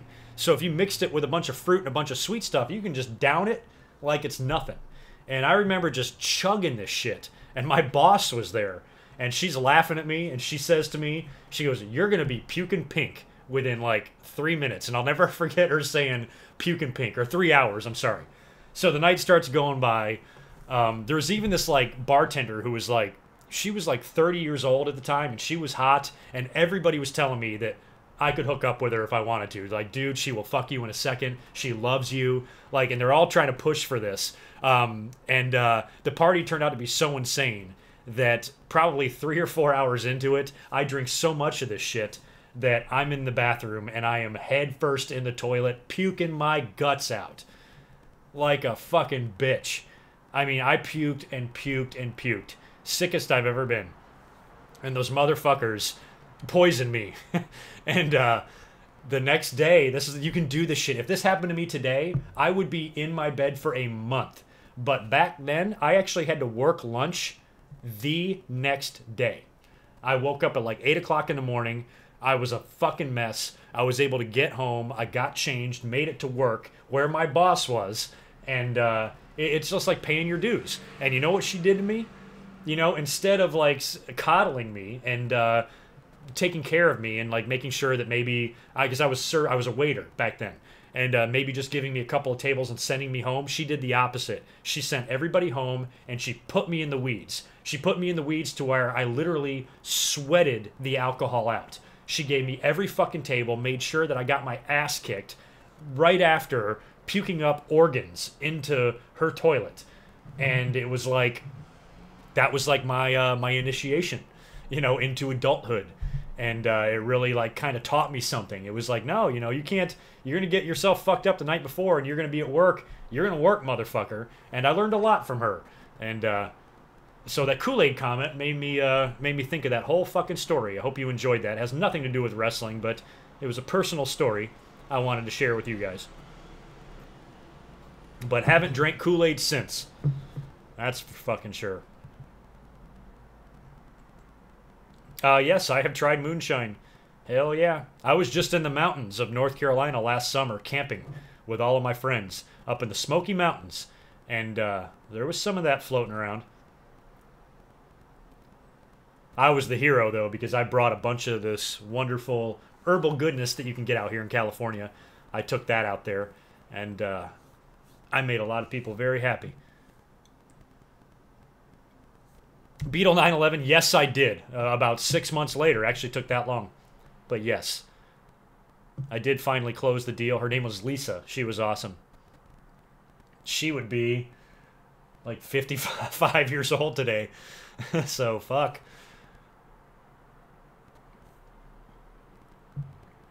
Oh, man. DX or NWO? Remington? That's a random question. I don't know. NWO, I think, was more significant, but being a WWE guy, I think I preferred DX. But without the NWO, there's a lot of stuff we would not have had. Let me check over on the YouTube channel, see what we're looking at audience-wise here. Ah, same amount. 121 of you watching. 22, okay. I can live with that. For a random stream, I mean, I was not expecting to talk about a lot tonight in tonight's episode. So, you know, for this many people to be here, I think it's pretty cool. By the way, speaking of my... Oh, Southern MicWork. I don't know, man. I was just about to talk about what I'm going to do for the rest of the week as far as my commentaries go, and now you're asking me some fucking shit about drinking. Well, I'm drinking Red Stripe. Beer is my #1. I love beer. That PJ stuff, that story I just told, hell no. I ain't never drinking that again. I ain't drinking moonshine again either, man. I'm fucking getting old. So to me, for me, it's just beer and it's wine. Lots and lots of wine. It's the best I can do tonight. I'm kind of tired. But what I'm going to do this week, as far as episode 474 goes, my normal podcast episode, that's probably going to come like a day late. I'm going to purposely postpone it because next week for the Christmas shows, I don't know what I'm going to be able to do. Raw on Monday, I'm definitely not going to be able to come up here and do a live review, so you won't see me a week from now. Tuesday, I may be home. I don't know if I'll come up and do a live review on Tuesday after SmackDown. I very well might, or I just might put together my next episode. So what I want to do this week, since next week's going to be funny with the holiday, is that I want to postpone the podcast like an extra day, give it to you towards the end of the week, maybe closer to the weekend, Thursday, maybe even early Friday, but I'm going to shoot for Thursday, sometime like Thursday evening or something like that. And I'll follow up on Clash of Champions. I'll follow up on the shitty Raw that we saw tonight, talk about whatever we see tomorrow night on SmackDown, and maybe just a couple of other issues, you know, and stories going around as well, and that's probably going to be it. Maybe it'll be a little bit more of a holiday-themed episode or something. Maybe I'll do something fun. I don't know. But that's probably what you guys can expect this week. Jesus. Though I tell you what, man, those cars with the big mufflers, how small is your dick? You know, I hate those fucking things. What's the point of having a car that makes so much fucking noise? God damn.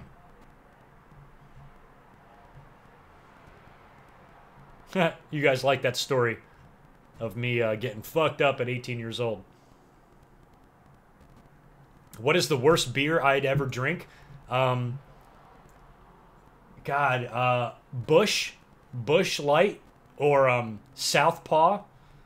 You can get that shit for like $10 a case. It's garbage. Milwaukee's Best. Miller High Life. Although I have drank some Miller High Lifes before. Craxless, why do I hate Enzo? I don't really hate him right now. He was fucking hilarious on commentary tonight. Talked about eating penne alla vodka in Los Angeles, or in Hollywood. He had me cracking up. I don't hate Enzo right now. I'm Team Enzo. But getting back to what I was saying about this week. So, just to reiterate, try to look back at the channel around Thursday, maybe even Friday at the latest, and I'll give you guys my normal podcast episode. I'll talk about random shit, and that can kind of be your holiday commentary. And then next week, it'll probably be either after SmackDown for a live show just like this, or I will be up here the next day for my podcast episode. It just depends on how the holidays go, what I have planned, how work is going, because I really don't know what's going to happen yet next week. Old Milwaukee, that's another one. That one's pretty bad too. No, I'm not going to go as Justin Credible as Halloween, because I, unlike Justin, can handle my alcohol. What's up, Stevie Mac? How are you?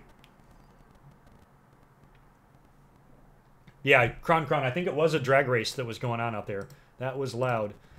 Pardon me while I just check all my settings. How long have we been going? An hour and a half coming up. It's not bad.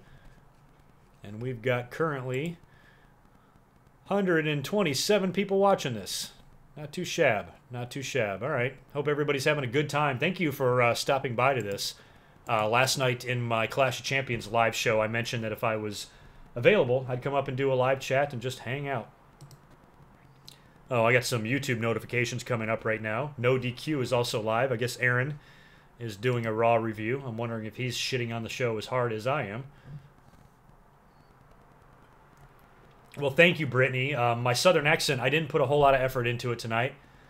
Primarily just because I'm tired and I just couldn't get it out as thick as I wanted to because I'm tired. It's been a long day. I've been out running errands. You know, I had to fucking feed the hogs and milk the cows. You know, there's all this gardening work to do. I had to mow the lawn. I was on my big Snapper automobile lawnmower, and I just did like 4 or 5 acres today, just by itself. I was sweating and everything. Lord have mercy. It's been a hard day, so I'm just too tired to do the southern accent. When was the last time I fought someone? A long time ago. I do not fight. I know how to defend myself, though. And I'll fight somebody if I have to, but hopefully I just don't have to. But I was probably early 30s. No, I was late 20s. I'm sorry. It was a long time ago. And it didn't even really involve me. It was one of my friends. He got, it was ugly. We were at the beach bars in North Carolina. Just awesome bars right on the beach there, right on the water. You know, people tend to get drunk, and a guy was fucking with him, and he does not fucking give a shit. I mean, he's a badass, and he'll fight anybody. So, of course, you know, he's not backing down. The two of them wind up getting in a fight. He loses. And, you know, it was crazy. I've never seen this. This guy is so tough. I couldn't believe it happened. But the guy he was fighting just got lucky. Just caught him, perfect spot, you know, almost like an accidental punch. Caught him right in the jaw, knocked him down. And he hit his head on the pavement, and he was pretty much unconscious. And the guy, because he fell back so many feet, the guy who hit him then walked up to him after he's completely laid out unconscious in the street, got over his body and hit him 2 times, hit his unconscious face twice, once on each side, and broke his jaw. And we tried to get after the guy. He ran away, got away and everything. Like 2 months pass. And I'm out for Halloween with my friends. And one of my buddies comes running into the bar where, like, there's 7 of us and says, that asshole is here. And we should go fucking kill him. And I'm like, oh, my God, where? And I'm furious and I'm mad. And I'm like, no, we're going to get thrown out of here or whatever. Anyway, fast forward, we wind up outside. I wind up seeing the guy by myself. And I just walked right up to him and attacked him. It's the only time I've ever done anything like that, because it was a cheap shot. You know, like he hit the guy, he won the fight, and he got over him, and he hit him twice. I jumped right on him. We both threw a few punches. We both landed a few punches, and by then my 6 friends dove in, and that guy had a bad night. But the funny thing is the fight between he and I was never really determined. You know, by the time I jumped on him, we were rolling around on the ground. A bunch of people were there. So, but he was outnumbered. You know, he had like 2 friends with him. I had 7 with me. And he had it coming, you know. Because the thing is, if it would have ended there, like I remember when he got knocked out, I started walking towards my friend to like kind of help him up. All right, you know, it's over or whatever. Let's just fucking, you know, let's end this. And then that asshole walked up and hit him twice. So, you know, like when you do that, like you just hit an unconscious person in the street. And that's why I hate fighting, because it is dangerous. You know, I don't want to fight unless my life is at stake. I just don't want to try to outdo some other guy, try to out-macho him. I can get pussy without having to do that. You know, so I only would hope to fight if, you know, I'm legitimately threatened. If somebody has a weapon and I have to fight for my life. I don't want to just fight for no reason, because if you run into some drunk asshole and you come up on the short end of the stick, you know, and you're laying there unconscious and vulnerable in the street, you could get killed. And my friend got his jaw broken for no reason when the fight was over. And it's fucked up. So I hate fighting. Fucking hate fighting. Am I still friends with that guy? Yes, on Facebook. He actually lives in Hawaii now. He moved a few years back. But yep, I'm still friends with him. Happy Rusev Day to you too. Reading the comments. Nick Musser, Enzo and Cass becoming a heel team. Yeah, I mean, Enzo is a heel now. So what happens when Cass comes back? Now, Cass has still got some time. You know, that injury that he suffered is going to take him a while. So I'd say we're looking at what? Summertime at the earliest for Cass to return. Maybe early summer. Money in the Bank-ish. Somewhere around there. So that's a ways off. Who knows what Enzo will be doing by then. But it seems like there's still possibly some unresolved shit going on there. But yeah, if they reunited to form a heel team, that would be fine. I don't really like Cass.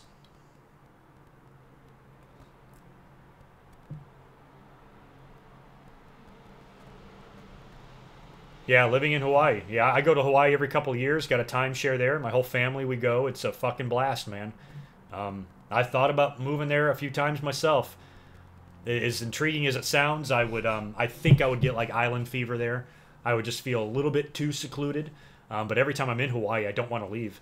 And in the job, in the career that I'm in, that's an option, because I can literally go anywhere in the country and do what I do. But it would be a big decision to make. Yeah, no, we we didn't get him back that bad, but he definitely got bloodied up a little bit. But after that, I was like, I didn't like the violence that night. Like, I'm not that person, and you know, plus I felt like a little sleazy. I mean, there's 7 of us and there's 3 of them. You know, none of us are terribly tiny guys. So, you know, it was just the one time. It's one of the few times I've ever been like legitimately mad, where I wanted revenge, because I thought that he deserved it. He did a shitty thing. If he won the fight and that was it, I could have even seen him in public and probably never even started anything with him. He wouldn't be my favorite person. You know, I'd probably try to stay away from him at any point. I wouldn't be friendly with him at all, but I certainly wouldn't go after attacking him. You know, but I just thought what he did was so fucking uncalled for. Still makes me mad to this day, and that was like 20 fucking years ago. But maybe not that long ago. Hawaii is pricey.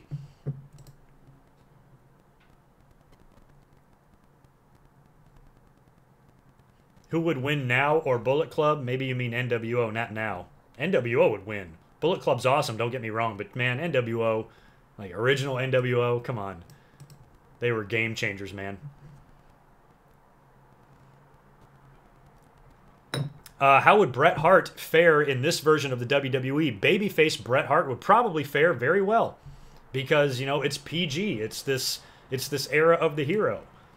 You know, Bret Hart was almost like before his time in that sense. You know, part of Bret's problem around 97 when he turned heel is because that character wasn't going to work, and the attitude type of era that we were in.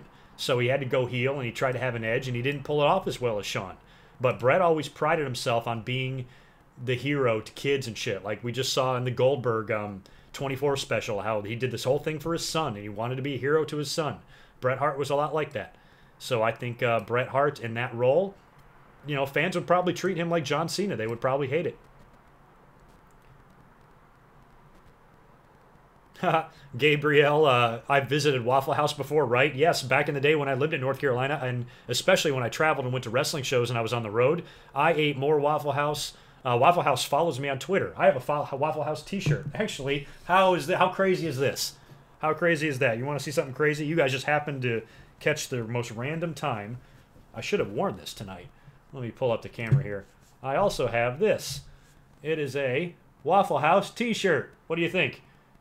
So, yeah, Waffle House I am a big fan of. Back in the day when I lived in that part of the country, I ate there all the time when I traveled on the road. Met a shit ton of wrestlers there. Met everybody there.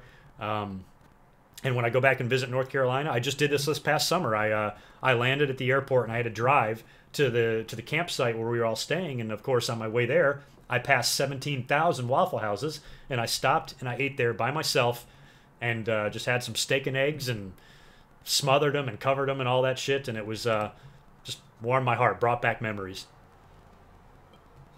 My waitress was a country bumpkin sweetheart. She was missing a tooth, and she was so fucking sweet, so nice.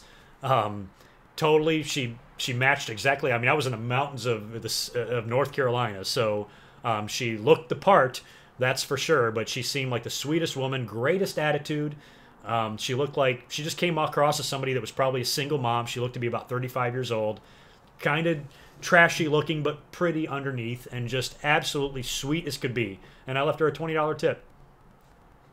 You know, those poor people that work there get asked for tips. I mean, nobody tips them. People are come in there because it's cheap and it's good. And a lot of people don't have any concept of how to tip or how to treat somebody that's serving you food. So I just figured I'd do her a solid there.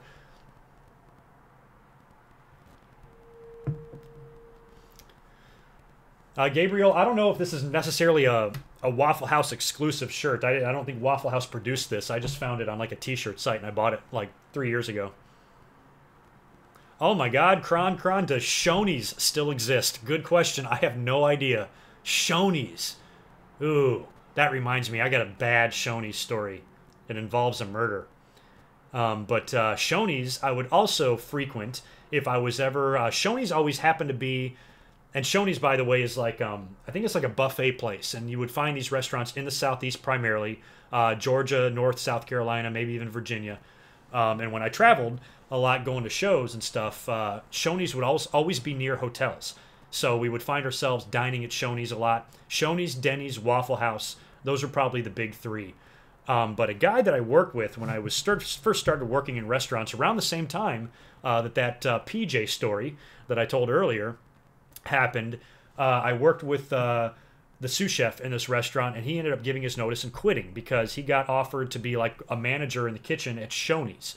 And I was working in an upscale steakhouse, but still him going to a place like Shoney's, they were going to pay him more because he was going to get benefits and shit like that. So it was actually a good move for him, even though it was a step down from a culinary aspect. He didn't care. I mean, he was doing the best thing for his family. Well, anyway, I guess about a year later, because I kept in touch with him, he showed up to work late at night to do some inventory, and found the manager of the place shot dead in the kitchen, blood all over the floor, the whole deal. So it was a robbery. They shot and killed him, and took the money, and he found the body. So every time I see Shoney's, I think about that. That's a nice, happy thought for you guys. Merry Christmas. Remington, have I ever been to Flint? When I was a kid. When I was a child and my parents split up, my father moved to Flint for a very short time. Ended up moving to Florida. Now he lives in Chicago, my biological father. And he lived in Flint, and that was the last time I was there, and I was probably 8 years old. But Flint is in a world of shit. I don't want to drink the water there. That's for sure. Poor Michigan. Still so loyal to Michigan. Love it, but could never go back. Too cold. Yes, Cracker Barrel is another restaurant. Although, as much as people love Cracker Barrel, I don't like it as much as those other restaurants I mentioned. My buddy that I traveled with loved Cracker Barrel, and so I would go there sometimes, and I would eat. You know, it was like Southern cooking. You could get green beans and shit like that there. You know, you can get them green beans. You can get grits and like a biscuit and butter. Delicious. But I didn't like Cracker Barrel as much as Waffle House. I didn't like it as much as Denny's or Shoney's for that matter. So,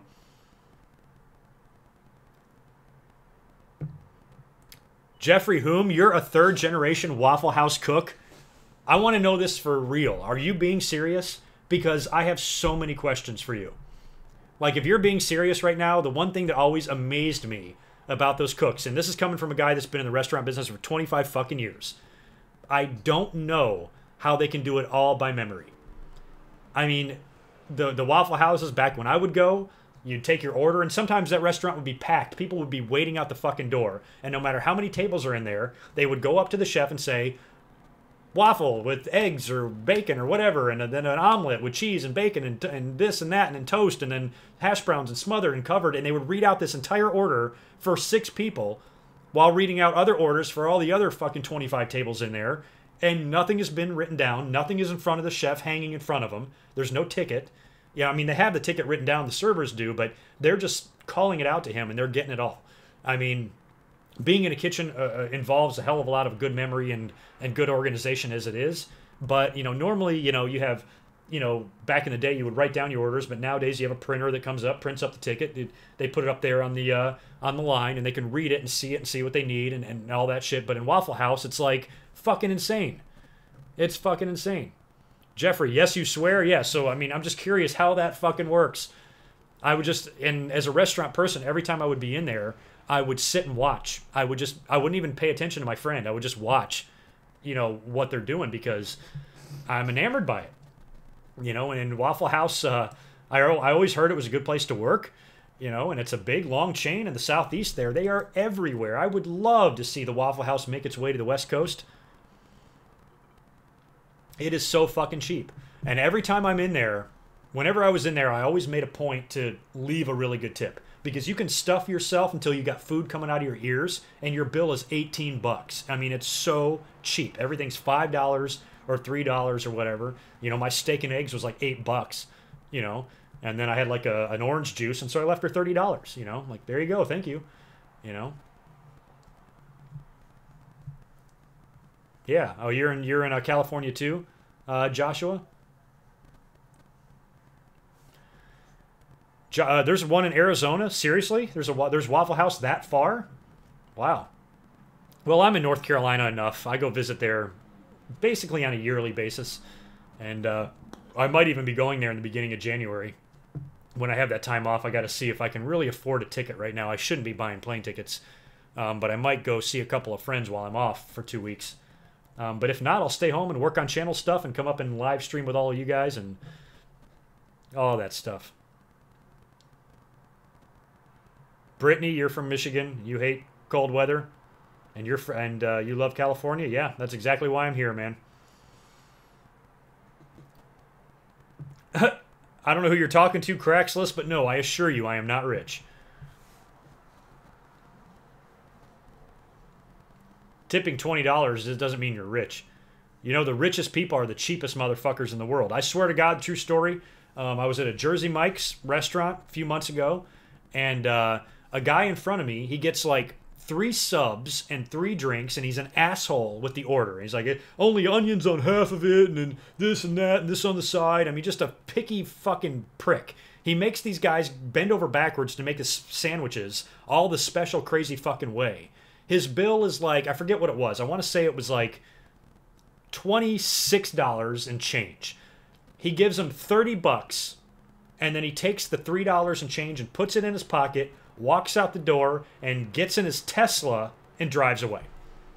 When there's a tip jar sitting right in front of his stupid face.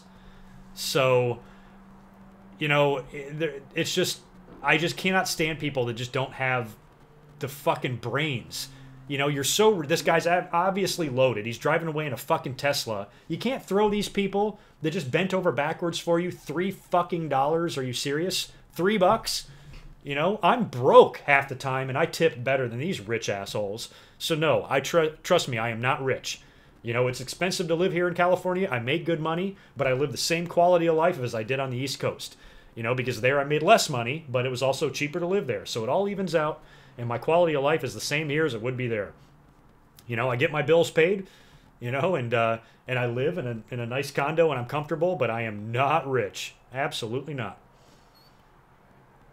I wish I was. Robert Thurman, where have you been? We've been all sitting here.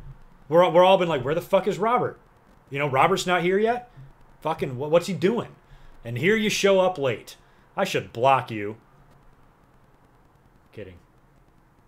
Ooh, Jesus Christ.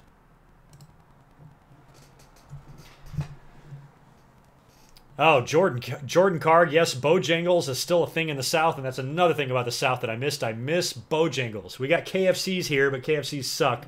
Bojangles was awesome. Bojangles was fun. Boy, this live stream is turning into some funny shit. We're not even talking about wrestling. I miss Bojangles. I really do. Every time I go back to North Carolina, that's one of the first things I do, because a lot of times, if I go to Wilmington, I'll fly into Raleigh. It's a little bit cheaper, and then the rental car situation there is always much better. I can get a nicer car in Raleigh, and then it's just a little 2-hour drive down the 40, and so I normally fly into RDU. And first thing I do, as soon as I get on the road, heading down to the beach, I get off on the first exit, and I go to Bojangles and sit there all by myself and eat a biscuit. And it's awesome.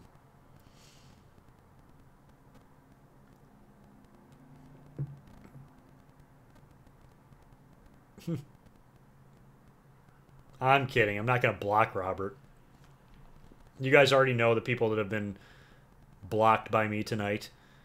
I couldn't imagine like sitting on my computer and just creating account after account to get into some live chat on some meaningless fucking stream on YouTube with a YouTuber with only 15,908 subscribers. So get a life. So yeah, let's get me up to 16K. Let's do that in the next. Let's do that by Christmas. All right, that's your fucking deadline. You guys get me up to 16K by Christmas Day. It'd be a nice Christmas present. Yeah, gold standard, you don't see Bojangles as often. I mean, I didn't even eat a whole lot of Bojangles when I lived there. It was just nice to have it there. It was nice to have that option. You know, I usually cook my dinner and I eat better food. I'm not really a big fast food person, but I enjoyed having Bojangles nearby. If I ever wanted a piece of chicken, that would be great. When I was camping in the mountains with all my friends over the summer, the grocery store was like a 30-minute drive.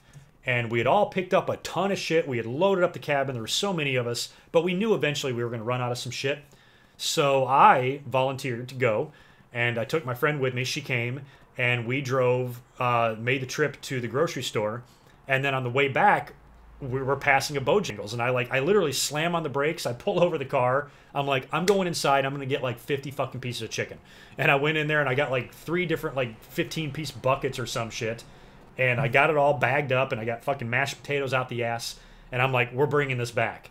And I was the hero, man. Showed up with a bunch of fucking Bojangles, with a bunch of hungover people. We're drinking fucking moonshine all weekend and playing guitar out on the fucking patio and singing and stuff. Bunch of fucking mountain hippies. It was crazy, man. So me bringing that Bojangles there, I made a lot of people real happy.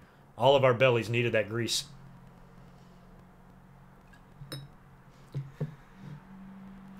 Yeah, a lot of people have to settle for KFC. I mean, both restaurants make me nervous because the way these chickens are treated and the things they do, and you know the chemicals they're pumped full of. Every time I eat Bojangles or KFC, I feel like I'm shaving 8 months off my life, which is why I don't eat it often. I gotta be, if I'm gonna eat shit like that, I'm gonna be traveling, or I have to be extremely desperate for food or something. Otherwise, I'm gonna try not to, if I can help it. Favorite burger place? I don't know. But my favorite burger place is going to be like somewhere local that wouldn't be nationwide. Because I don't like fast food burgers. I don't like McDonald's. Don't like Burger King's burgers. In-N-Out, you know, is kind of the same thing, but In-N-Out's just got a charm to it, and it's really good. And I have an In-N-Out right across the street from my house, actually. So as far as fast food goes, You know, Wendy's might be the best. Jim Cornette would probably agree with that, but I'm not a big Wendy's fan either. I like a place where you can get a big, thick burger cooked any way you want. Medium rare. Some fucking cheese and red onion, little aioli. Maybe some caramelized onions, mushrooms. Mwah. That's what I would like.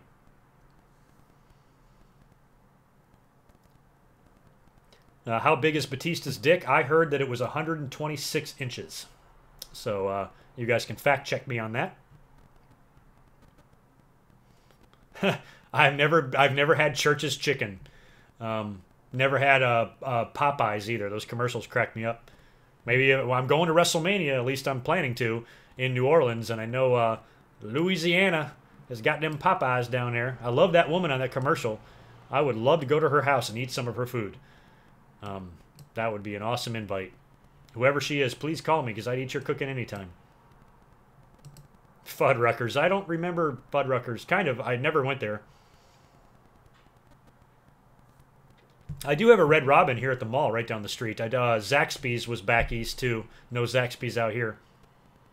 I love that we're talking about fast food. Is there any wrestling shit we should be talking about? When was the last time we talked about wrestling in the stream? 20 minutes ago? We're going on an hour and 50 minutes, so we're going on 2 hours here.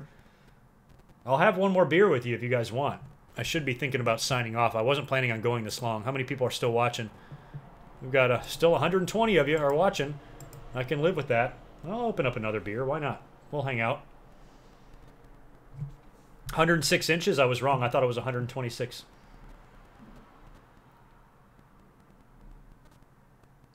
Thank you, DeMarcus Walker. You're taking off. Appreciate you hanging out. It's been fun. This has been a much more fun chat tonight than it was last night.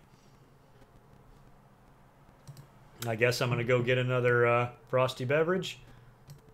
Maybe next time I should think about wearing a different pair of pants so I don't have to worry about you guys seeing my ass when I get up from the computer chair. Cats are leaving us alone, which is good. Ooh, I just saw my dinner for later on. I guess you guys are probably going to ask me what I'm doing for dinner. Now might be a good time for me to run to the restroom since I'm awake. Ooh, I can see myself in the corner. Look at there. All right, I'll be right back. Give me like 30 seconds. And yes, I will wash my hands, so shut the fuck up.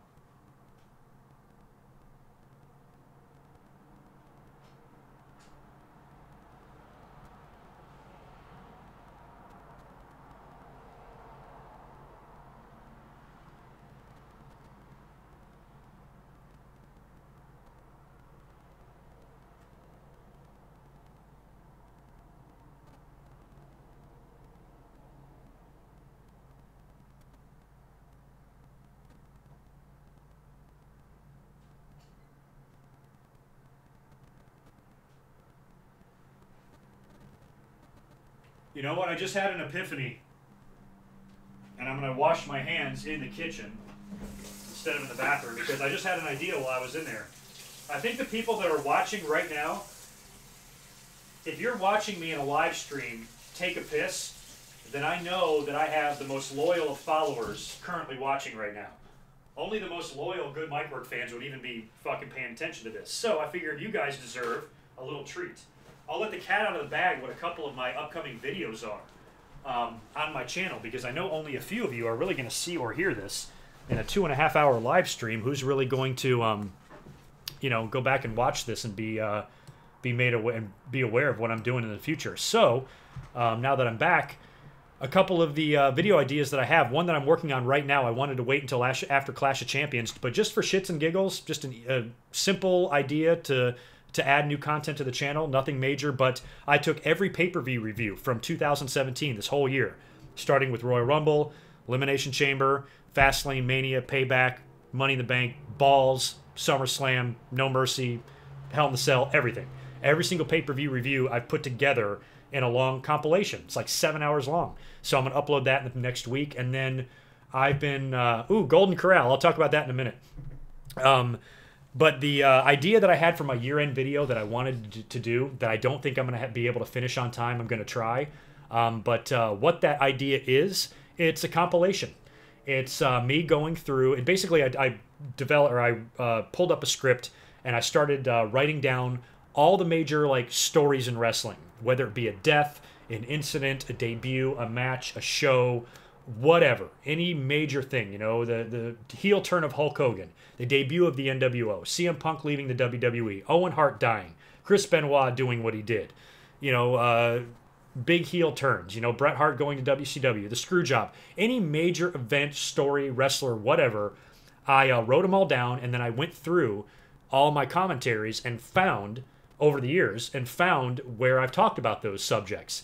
And then I'm saving the audios, and I'm putting them together in a big, long compilation video. And I want it to be about 5-ish hours long, if I can make it that long.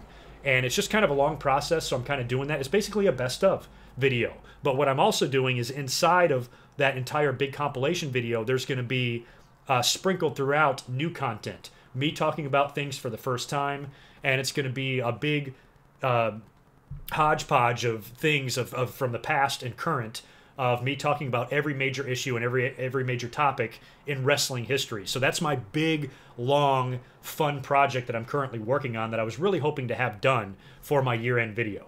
But the way it looks right now, and I want to make it really good, it might take a little bit longer. So if that's the case, we're going to do a really fun, like 4-hour chat, maybe on the 29th or a couple days before the end of the year, and that will be my year-end video. So the cat's out of the bag there. Those of you who are watching me now are probably my most loyal listeners. Those are the two new big videos that I have coming to the channel. Yeah, Jordan, I agree. Raw was so bad that we have to improvise and talk about food. I have not thrown any of my Red Stripe bottles away, and they are adding up. You guys are going to make me kill another 6-pack. Damn you, Scuba Steve. Golden Corral, Donna, Lily was tough for me to go to. You know, I have such a deep love for the South, but there's some things about the South that drive me crazy, and Golden Corral is just, it's like the Walmart of restaurants. But I got to admit, it's affordable, and when I was on the road, if we saw one, we would not be, we weren't above stopping there. I ate all that stuff, man. Waffle House, Golden Corral, Shoney's, Cracker Barrel. Loved it. You know, I poke fun at the South and stuff from time to time, but really, in my heart, I love it, and I miss it very much. You've been listening since day one. Holy shit, you've been around a while. Do you know in 4 months, in April, it's going to be 8 fucking years? Jesus. That's a long time, man. Do I go beyond 10? You know, I would like to... I would like this to eventually be profitable, you know, and right now it's kind of not. I mean, I make some money from it, but nothing that really does anything to supplement my income. You know, it'd be nice if it was, you know, a couple $100 a month isn't going to help me support myself any better. I would like to do more than that. So if I could ever get this channel to the point where, you know, I paid enough attention to Patreon and got a lot of donations that way, or you know, we're just able to make some money off of doing this, I would love to do it full time. I would be up here all the time. My buddy, Joe Cronin, who I talk to constantly, and I feel bad because he and I have been talking about doing a collaboration forever, and it's my fault, it's on me. I'm the one that's not communicating very well with him because I'm so fucking busy with my job. But he's like, dude, I want to come on your channel, and I want you to come on mine, and we need to do some stuff. And I'm like, yes, totally, I'm totally into that. That's going to be so much fun. But I need to get back up with him so we can plan that. But he does this like full time. I would love to do something to where I'm up here talking to you guys a couple of times a day. Trust me, that would be so much fun. I think that would be so much fun if I could actually make money doing it. Eric Melendez Battle, you've got family from Rocky Mount. Wow, Rocky Mount. When I lived in Greenville for a short time, Rocky Mount was about a 30 or 40-minute drive. I believe Rocky Mount used to be the capital. No, it didn't. New Bern was the capital before Raleigh. But Rocky Mount is a tiny little podunk town or whatever, but I went to Rocky Mount a lot. Back when I was a tape trader, my friend and I would actually drive to the mall there because they had a little tiny-ass mall, but for some reason that mall contained a store that would always have WWE videos in there. And we would always go there looking for like WWF pay-per-views and shit that were... it was one of those like mom-and-pop video rental stores, so they would take in used copies and sell used shit. And a couple times we just happened to cruise in there, and we got lucky, and I scored a couple of really awesome videotapes. So I would drive up there sometimes, make the little trip just to go to that little mall and see if I could find anything.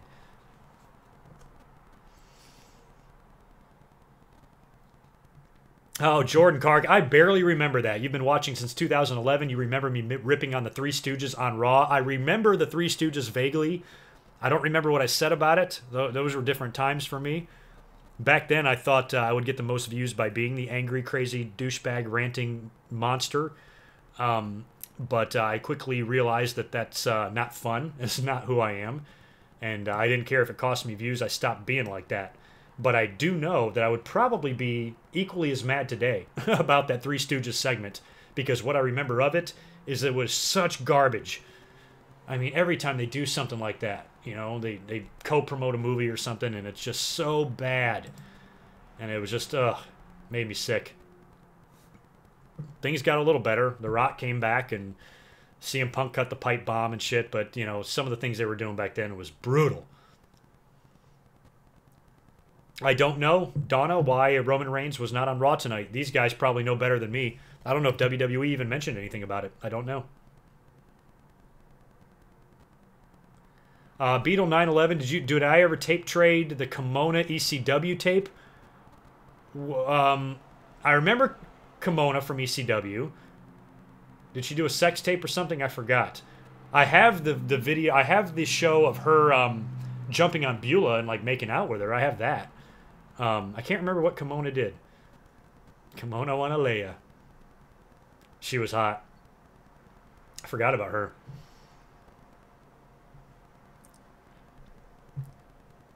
Yeah, Jeffrey, I ripped Hogan apart. I mean, I was so mad at Hogan back then. I mean, I was in an angry phase, you know? I mean, when I was a kid, man, I mean, Hogan was never my favorite guy, but I still very much liked Hogan. And then, you know, when I got older and I had kind of the, you know, I had the interest of the business in mind mostly when I got older and when I was a more mature fan. And so what Hogan was doing to me was harming the business as a whole. I mean, he has a huge responsibility. It's a big responsibility to be the Babe Ruth of professional wrestling.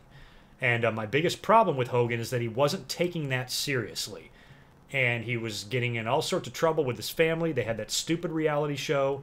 His kids were a mess. You know, his racist rant, his fallout from his wife, the sex tape, all this stuff. And I'm like, this is not what the fucking Babe Ruth should be doing, goddammit. You know, you should be representing us better than this. Wrestling already gets a bad rap as it is. You know, everybody shits on wrestling. Nobody takes it seriously. They call it fake. They make fun of it. We're ridiculed for liking wrestling. At least represent us well in the public eye, you know, and Hogan was doing the opposite. And for somebody that was 60 years old, I felt that he was acting like 19 years old. And I thought he should grow the fuck up. And he's got so much to be proud of. He's got so much to be thankful for. He's got so much money. He's had so much success. He's got 2 beautiful children. One of them was a fuck up and paralyzed another kid. You know, Brooke didn't go down the gutter too bad. You know, and he should just be happy. And he should chill out. Enjoy the fruits of his labors. But instead, he was making a fool of himself.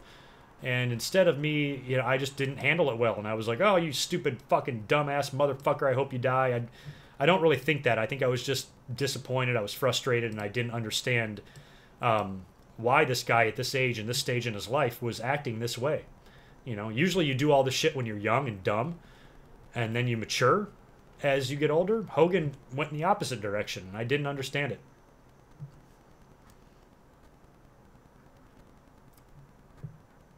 Oh, it was Roman Reigns' kid's birthday? That's nice.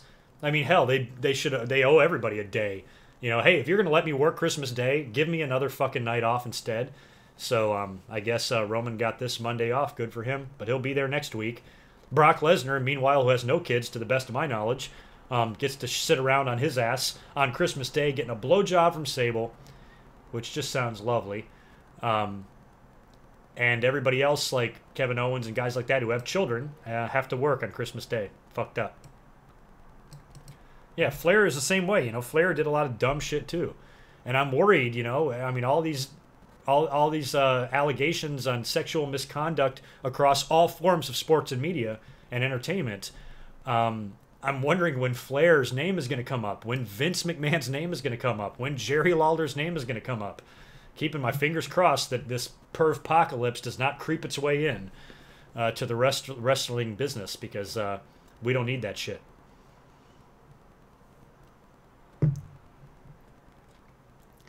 Yeah, Thug Yoda. That's when I started turning the corner with that video. I started like not being so mad when the fans were freaking out about John Cena. I just started doing videos like, relax, you're not going to die. Everything's going to be all right. I couldn't believe sometimes the anger and people freaking out. I mean, just the anger. John, cancer, Cena, just fucking die already. Really? Because he won a goddamn fake wrestling match. At the end of the day, who fucking cares? You know, I mean, it's fine to criticize and everything, but to take it so seriously to where you literally look like you want to kill yourself over this thing, that's when I started saying, okay, I should have realized this a long time ago, but the wrestling fans are psycho, and I'm not. So I need to start, you know, looking at the business that way and start, you know, molding my commentaries and my podcasts that way. I got to be the laid-back guy. There's too many crazy people out there right now. I have to be, you know, the voice of reason. And so I completely changed, you know, what the concept of my commentaries were. You know, there's an audience for the ranting. There was. I remember back in the day when I would rant on people, you guys loved it. But I hated it. I hated doing it. So I got out of that business quick and became an adult. It was nice. Brock has 3 boys and 1 daughter? He does? I didn't even know that. Sable has had kids? Was he married before Sable? I didn't even know that she was shitting out kids. I had no idea. That shows you how much I pay attention. Well, good for Brock. He's got Christmas Day off, because there ain't no way he's working next week. We know that.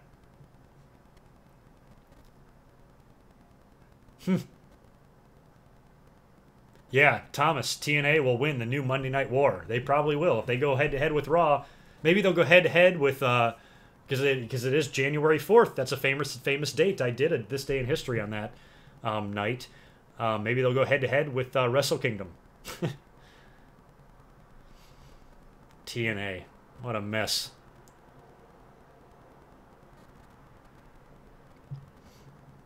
I don't like the word cancerous, Savage, but maybe if you replace cancerous with the word annoying. Wrestling fans or football fans, both on equal footing. Wrestling fans probably really are.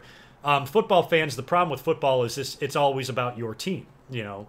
So wrestling fans are a little bit more spread out. They bitch about everything, where, you know, football fans, if their team loses, it's the referee's fault, right? It's the referee's fault. The other team cheated every time. These referees are garbage. You know, if the referees were garbage the whole game, but they won, they wouldn't say shit about the refs.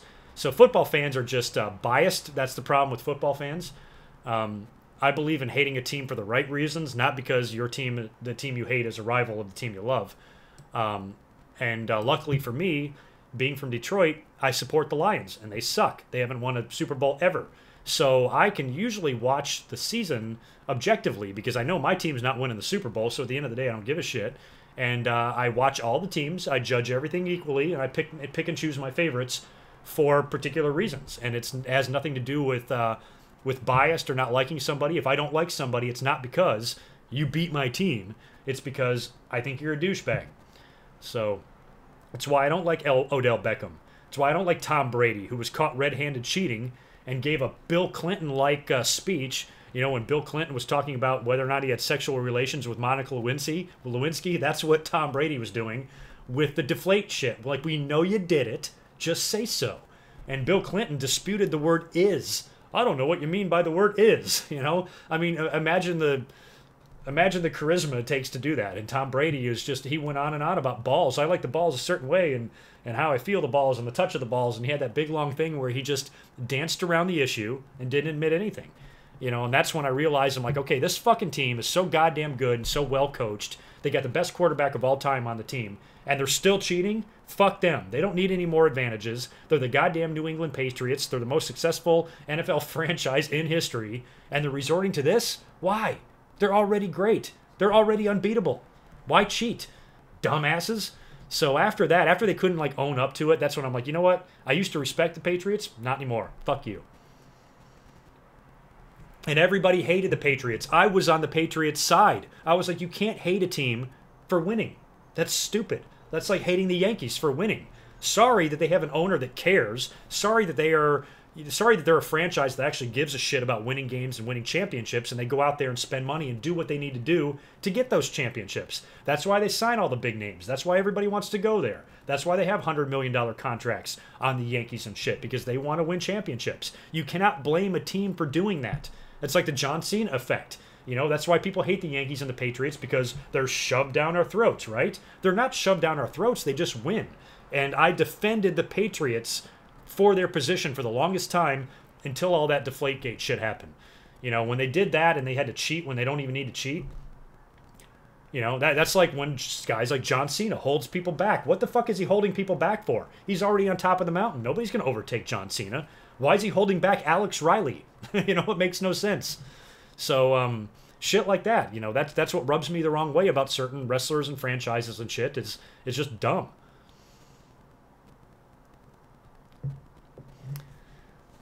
Do I consider, that's a good question, Black Knight. Do I consider Albert underrated or overrated? I'd say overrated. You know why? Because he was a dick to me one time. Somebody asked me a question once in a Q&A if I'd ever ran into a wrestler that was a dick, and only once, and it was Albert.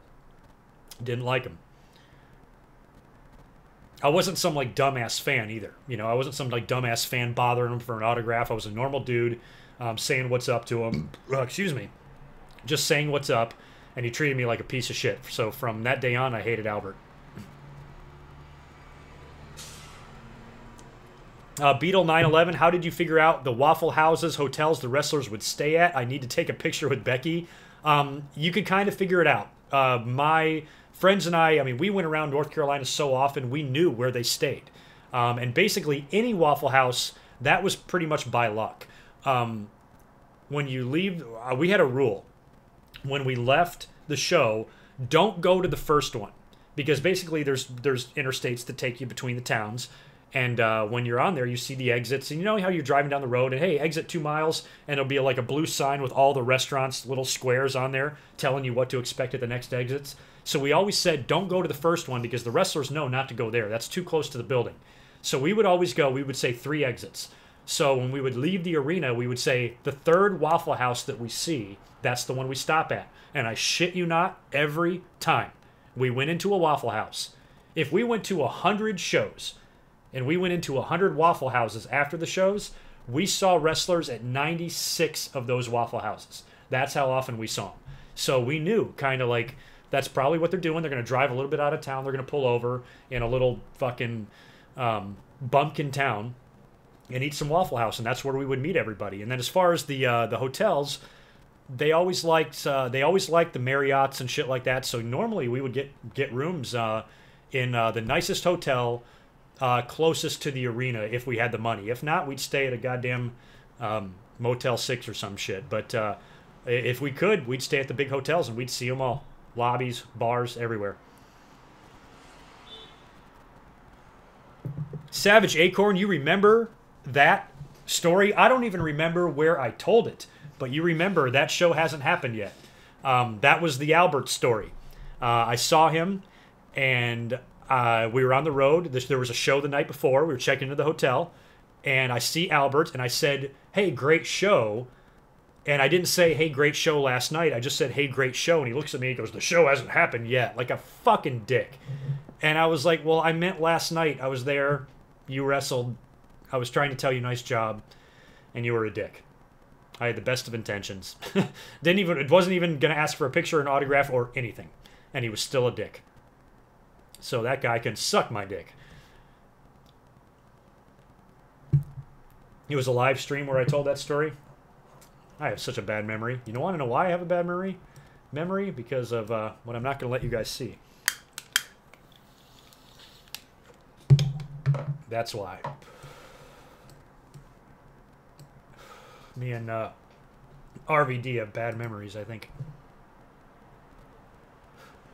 Worst feud of the year? I don't know.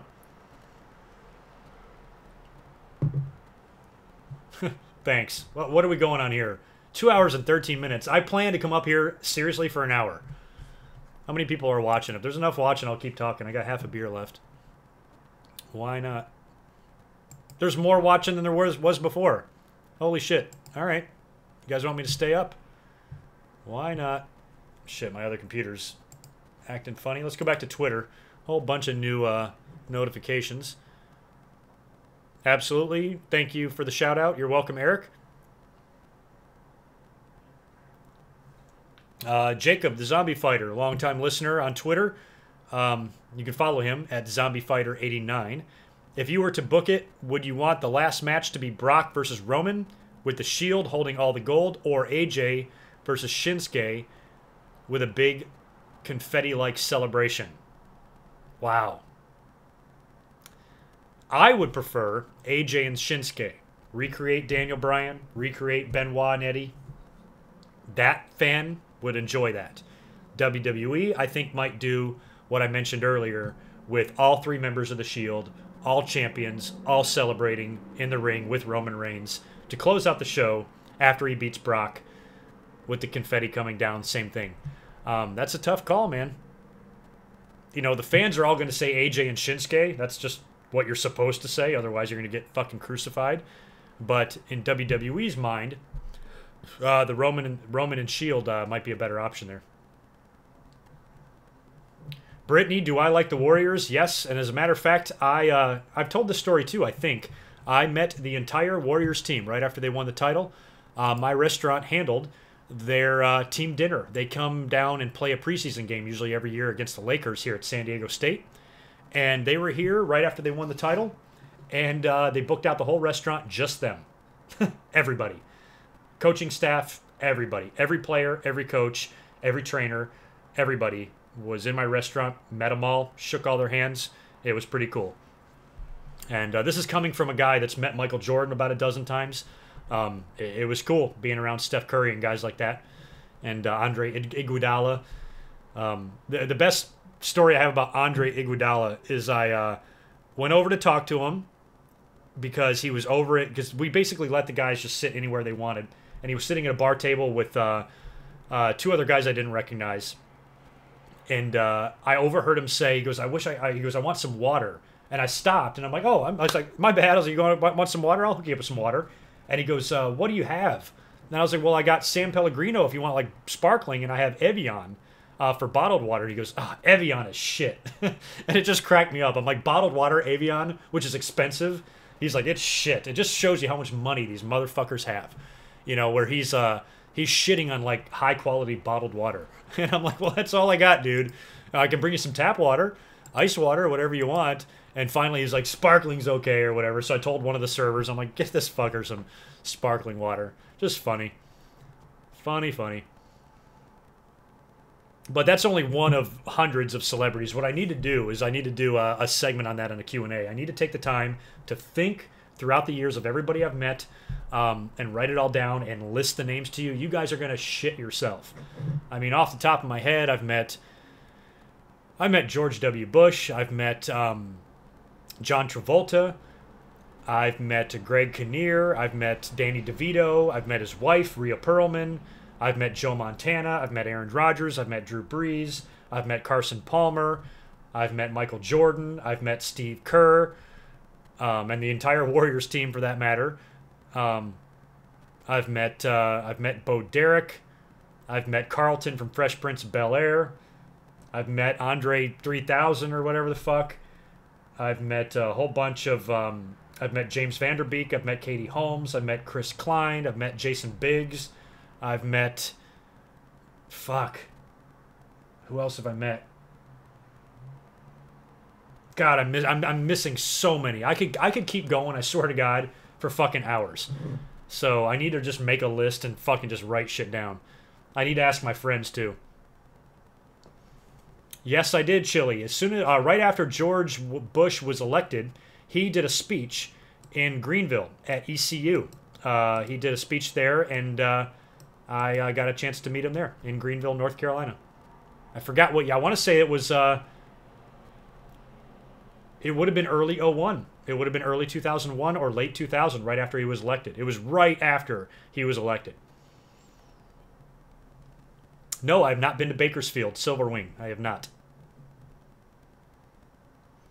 Andre 3000 is a maybe you mean legend. I don't know. He's a shitty tipper, I'll tell you that.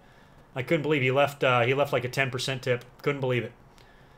But he was nice, though, because a lot of people, and in my restaurant at that time, we would have celebrities come in. We were usually good about policing other patrons if they recognized somebody or like, look, don't go over and bother them. But he was kind of in a corner of the place where we didn't really see, and some people went over and asked him for a picture, and he took them. He was more than gracious, nicest guy ever. I think his bad tip wasn't because he was a jerk. I think it's because he didn't know better. So I really don't have any issue with him if he didn't know any better. Can I, do you guys mind for a second if I just check my audio? How are we sounding? They recognize somebody or like, look. All right. Just making sure that audio is okay. Like I said last night, there was some echoing issues and shit. Let's go back to Twitter. Sorry, I got computers everywhere going. I got one over here, one in front of me, and one over here to the left of me. All right. Nothing new to report there. So yeah, we've got, I've kind of looked at Twitter, so let's just stay here in the chat. Yeah, I've met Undertaker. Yep. Backstage, 1996 in Detroit. Met Undertaker. Still live, Wiza. Hell yeah. I am on Pacific Standard. I thought you knew where I lived. Yeah, I'm in San Diego, brother. It's only 10:30 my time, so I got all the time in the world. Brittany, I didn't always hate Stephanie. I was always a defender of the Stephanie character, but lately it's just getting old, man. Getting old. Justin, she did. I complimented her on Twitter. I liked her in the leather. You know, Stephanie has her moments. Sometimes, you know, I have that hate. I want to have hate sex with Stephanie. You know, I mean, she drives me fucking crazy, but I'm also, you know, just attracted to her at the same time in a very angry way. Our sex, there would be a lot of hair pulling involved. Maybe even a few punches thrown. I don't know. Depends on what mood she's in. Good morning, Duncan Hines. Or Duncan Hines. It's 6:30 a.m. Where the fuck do you live?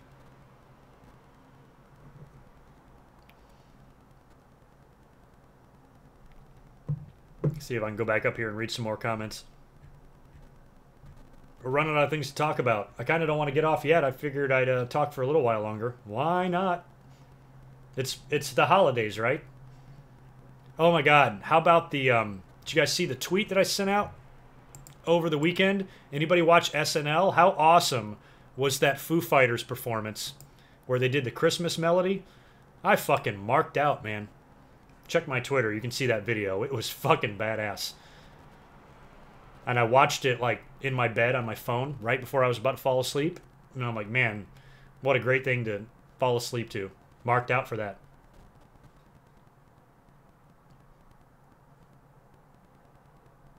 Yeah, kinky sex with Stephanie would be, it would be dangerous, but it would be awesome. Oh, Duncan, you're from Scotland. Damn, Scotland. Shout out to Scotland. Just want to play some Roddy Piper music or something.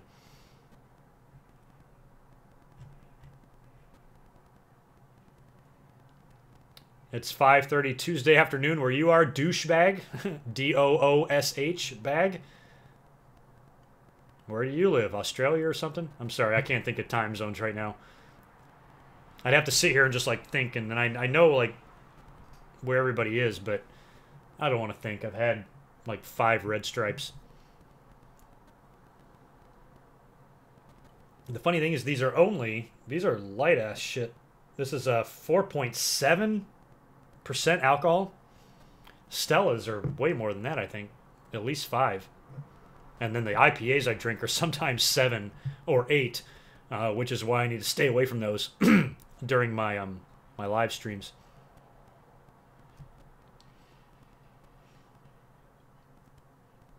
All right, relax now on Stephanie.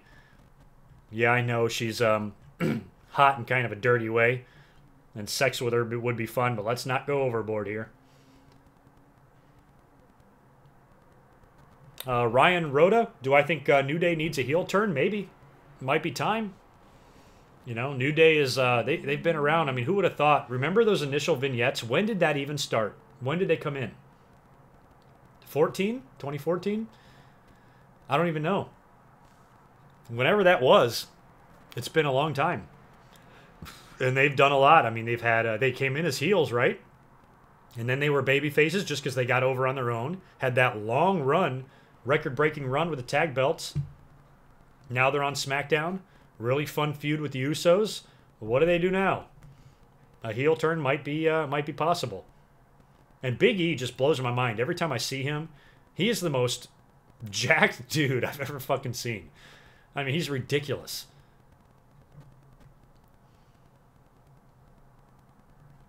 Australia, yeah, I figured. When you told me what time it was, I'm like, yeah, you got to be Australia or something.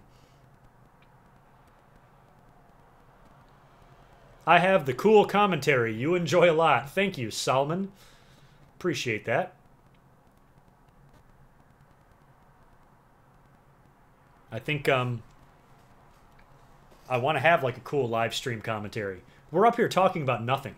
There's over 100 of you watching me right now talk about the most random shit. These live streams are fun.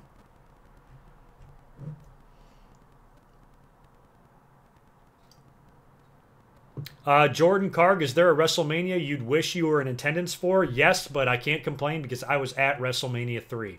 So in my mind, I was at the best one. Would have loved to be at 17. Would have loved to be at 20.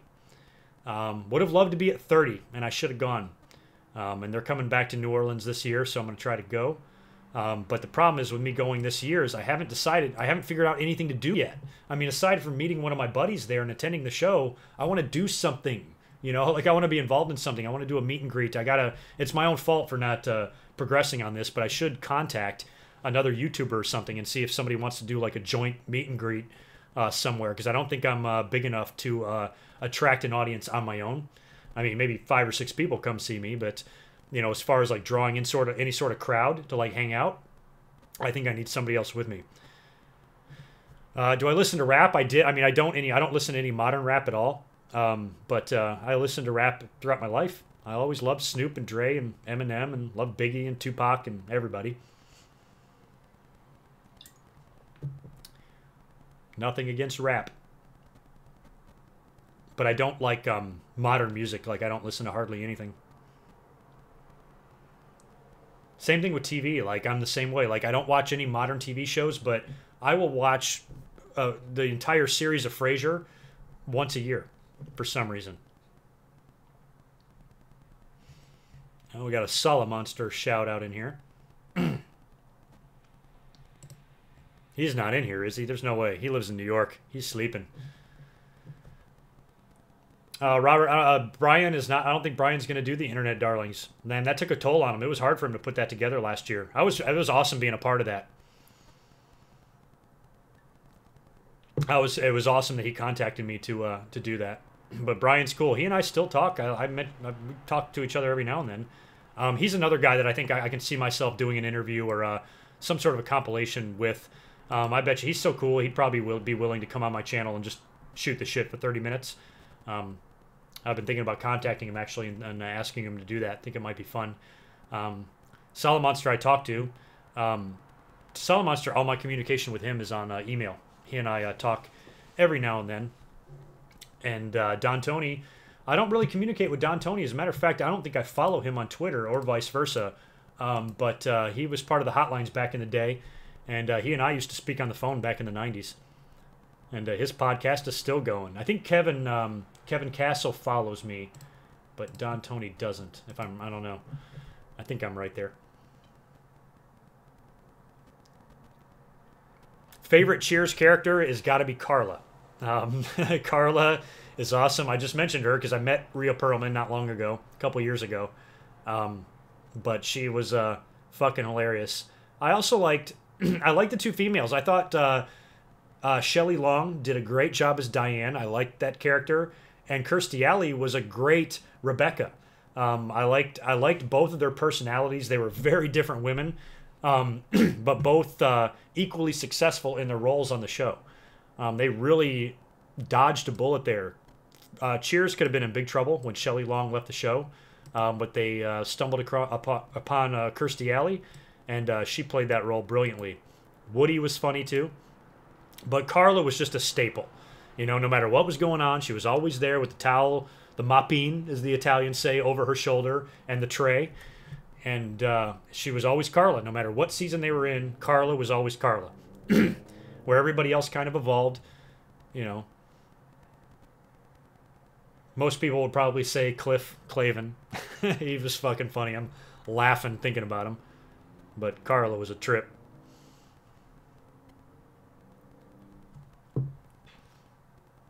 Yes, Duncan, I've listened to the Edge and Christian show. I like their podcast a lot.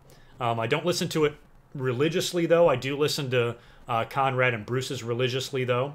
Listen to Tony Schiavone sometimes, and Edge and Christian sometimes, Ross sometimes, Jericho sometimes, Austin sometimes. But once I found something to wrestle with, man, I was hooked. Bruce is just he was just around too much of the memories that I have. He was there for too much of that stuff. Late 80s, early 90s. That's where the majority of my memories are. And I love reliving those times. So I can immerse myself in those podcasts. Like when I only listen to them when I'm driving, but when I do, I don't want to reach the destination because, you know, if I'm driving to work or something, I got like a 25-minute drive to work and I love it because I get to listen to some awesome shit. So I enjoy that a lot. Married with Children, I didn't watch religiously like everything else. I never watched it in order throughout the seasons. I liked Married with Children. I thought it was a funny, groundbreaking comedy. Very different sitcom than what we saw. And Fox was kind of a renegade network back then anyway. So I liked the fact that they had a sitcom that really pushed the boundaries. I mean, we would also have that in Roseanne a little bit, but Married with Children was a little bit more vulgar, I guess you would say. A lot more sexual. Very sexual with, what's her name? Christina Applegate. I forget her character's name on the show, but she always dressed real slutty.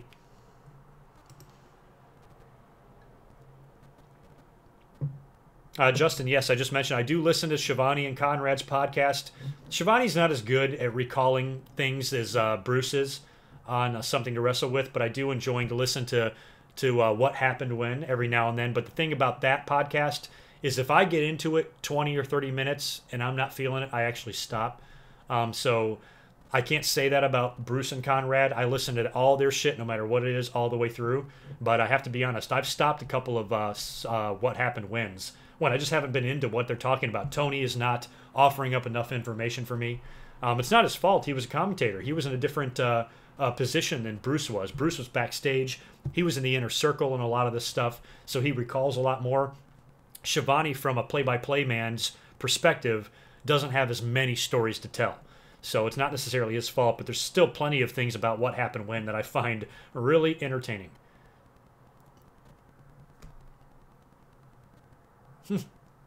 Savage, any tips on getting women for a short guy? I don't know. I'm tall, so my advice would be get a short girl. I work with two people that are very short, and they date each other, and they're cute as hell. Little guy Zach, he's probably 5'7", maybe at the most. I mean, tiny as shit. And his girlfriend is about a half an inch taller than he is. And they match perfectly. Little surfer guy. He's awesome. Nice guy. No, Road Dogg Forever. I have not listened to Jerry Lawler's podcast. I have not. He has a podcast? I mean, I know everybody has one. I know Taz has one. I know Ryback has one. And some other. And Booker T. Does Booker T have one? Yikes. I think he does. I wasn't aware of Lawler's. I don't want to listen to Lawler. I don't like Lawler. I'm not ashamed to admit it. I'm not ashamed to admit that I don't like Jerry Lawler. 2.5 hours into a live stream after 4 beers. Just don't like him. I was thrilled that he survived that scare, though. That was scary stuff, you know. I might not like Jerry Lawler, but I don't want him to die. And I'm so happy that he suffered that heart attack while at Raw because there was so much medical personnel there. It probably saved his life.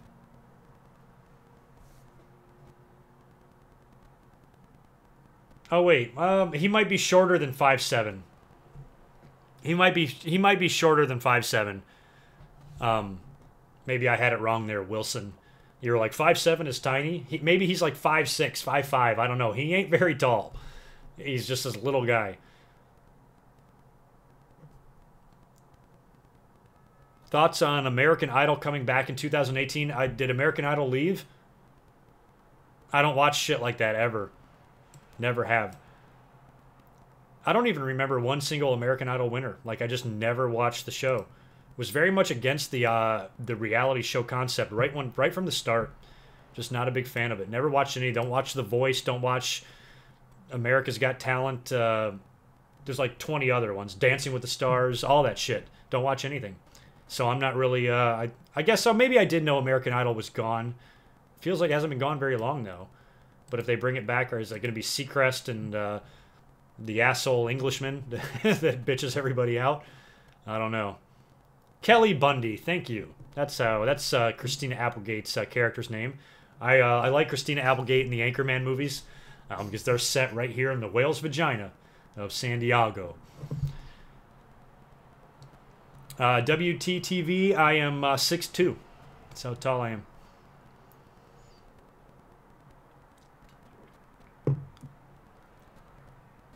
I've always been like a tall, lanky guy that, you know, still, I look like a volleyball player, you know, like I'm skinny, but I'm defined. I always worked out. I always tried to, you know, exercise as best I could.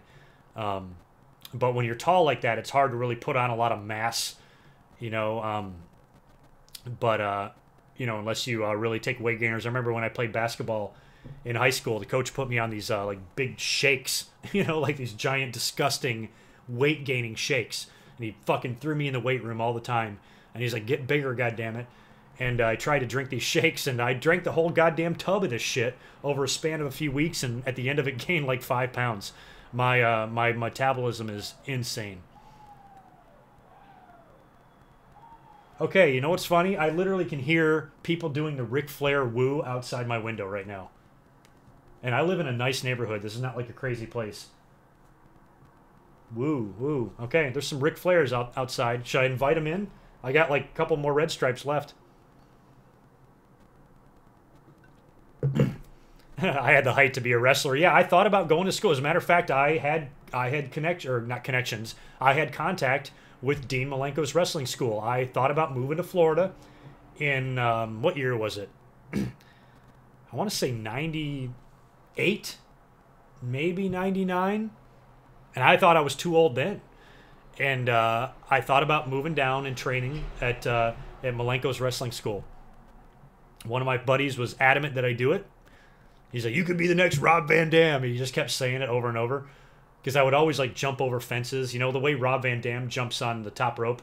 He would always see me do that over like high objects. And he's like, dude, you could be the next Rob Van Dam. And he always wanted me to go to wrestling school. But I'm like, man, I got a girlfriend. I don't want to. You know, I'm making money at my job. And I enjoy driving and traveling to the shows and watching them and doing all that. And, you know, there was an appeal there. There was an attraction to being a wrestler. I wanted to. But at the same time, I didn't want to. And at the end, I'm glad I made the decision that I did. Because had I become a wrestler at that time and got into the business, I could have been fucking hooked on drugs or killed my family or something. So I'm happy that I didn't do it. No regrets.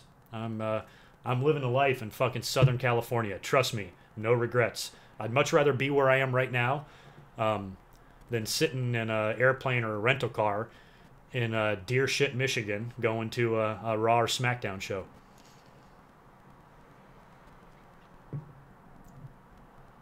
Well, you guys might have talked me into one final frosty brew. How many we got watching? Still over. Okay, you know what? As long as you guys are here, I'm going to keep going. Why not? I got to go back to work tomorrow. I'm not going to talk to you guys for a week, so let's keep hanging out. I'm going to pause here for a second. Go take off. Sorry, I didn't have any pictures. Oh, yeah, you know what? As a matter of fact, I did. I forgot I had one picture for you guys tonight. Oh, did I lose it? Shit. Anyway, I don't want to keep you guys waiting for too long. I'm going to run to the restroom, and I'm going to grab my another red stripe, and then I'll be back. And you guys, when I come back, throw some shit in the comments. That way, when I look at them in the chat, I'll have something else to talk about. Because right now, we're just rambling. Be back in a second.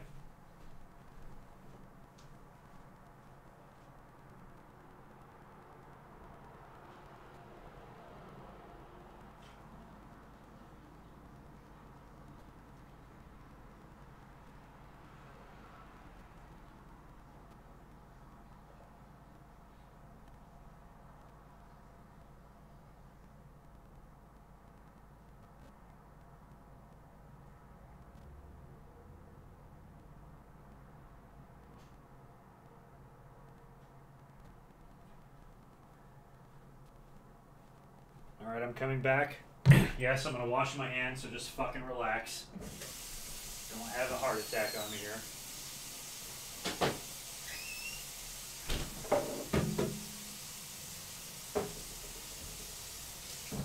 What do you guys want to talk about? Did you come up with anything? I've got no Kool-Aid, but I got a ton of Gatorade and some condiments and some vanilla extract in the fridge right now if anybody wants any. And I've got a big, giant, delicious prime New York strip that I plan on cooking for dinner. And at this rate, I'm not going to be cooking that shit until fucking midnight. Because one of you asked me earlier what was for dinner tonight. I always let you guys know what I'm going to cook for dinner after my streams. Tonight, I found a big, delicious, prime cut New York strip. You know, and the prime quality, you know, it's choice and prime and Wagyu and Kobe and all that shit. So prime is a really good cut of beef, big, delicious New York strip. Going to make some, I picked up some blue cheese and some heavy cream. I'm going to make a blue cheese sauce reduction, some potatoes, some haricot vert. Mwah! That's dinner. Man's meal. Steak. Advice 7 advice to anyone wanting to move to California. Yeah, sell all your shit and come out here with your automobile and the money in your pocket. And that's it. Don't bother moving it out here. Sell it all. California is a rad place to live, man. I'd recommend it to anybody. That's why I'm happy. I don't live in a shit town.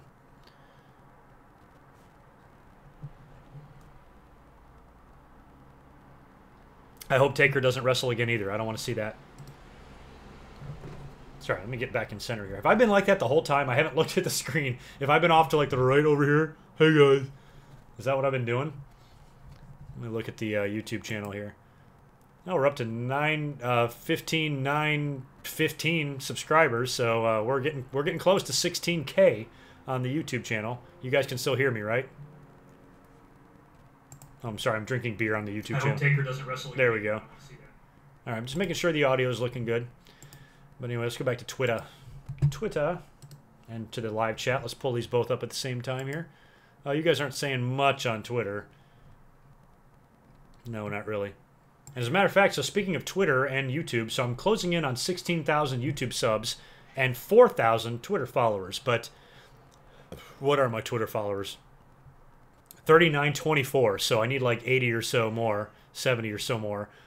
So if you're not following me on Twitter, please do. Hook me up. Shut up, Bub. Bub's here to say hi. But the Twitter followers, they grow very slowly.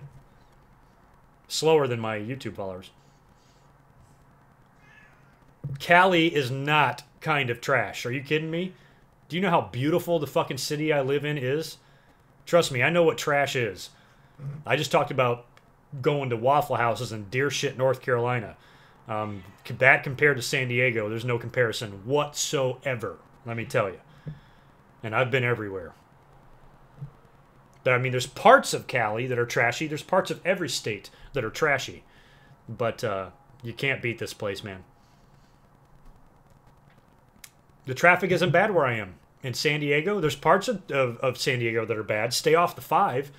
You know, the road that takes, you know, San Diego right up to Los Angeles. Stay out of that shit. But as far as like where I live and stuff, traffic is no worse than anywhere I've ever lived as far as driving to work and my commute and shit. But I guess it just depends on where you live and what you do. If you live in a certain part of town that puts you in traffic every day, then yeah, it sucks. But, you know, I just personally have a really good situation where my job, traffic is rarely a problem. Sometimes it is, I'm not going to lie, but very rarely. And it doesn't really cause a problem in my life.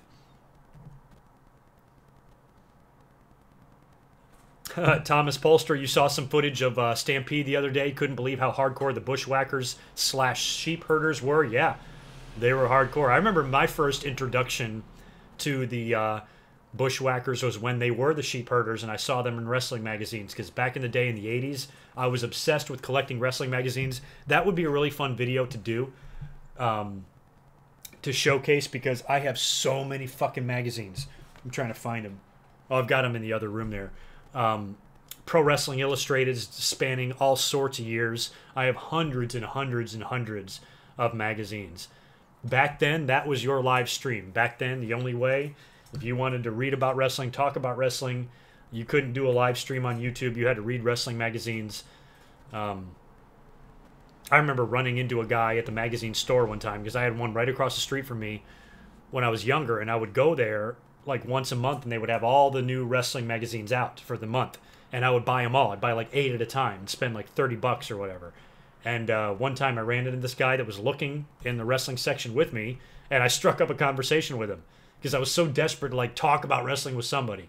And we started talking or whatever, never saw him again or whatever, but it was kind of funny. Like Razor Ramon, or not Razor. God, this was way before that. I want to say it was Scott Hall in WCW. I'm like, do you like him or whatever? And he was like, kind of. And we just talked for like 5 seconds. But now I can talk to fucking 150 of you at one time. Justin, I mentioned this last night. Any news on my retro great gaming stream? Yeah. What I have decided, though, is because one thing that made me nervous is that I've got the capture card, right? So if I hook everything up and I live stream the gameplay, I got a lot going on. I've got, you know, AV to HDMI converters combined with a capture card, combined with a monitor that's 10 seconds out of sync with my live stream, and I'm trying to record it and put it on YouTube all at once. And I'm dealing with the original consoles that are very, very old. They can easily glitch out. Sometimes if I'm playing an old Nintendo game, it just stops. So what I've decided is that the video games are not going to be a stream. They're going to be a video. What I'm going to have to do is just record myself doing everything and then upload it. So I'm going to try to do that here in the near future. But I got so much other shit going on. No news yet on how Tom Zink died. I don't know. I'm looking in the background here. Are my cats around? What's up, buddy? He's talking, but he ain't jumping up yet. I guess the latest reports on Tom is that nobody knows what he died of. But I mentioned my memories of him last night. Pretty shocking. Curious to know, to hear what they have to say on the next What Happened. Oh, here's Bubba. Hey, buddy. Come on in to say hi to people. Let's say hi. Every night you do this. Every single live stream. You show up in my lap. Lay down, buddy. Lay down.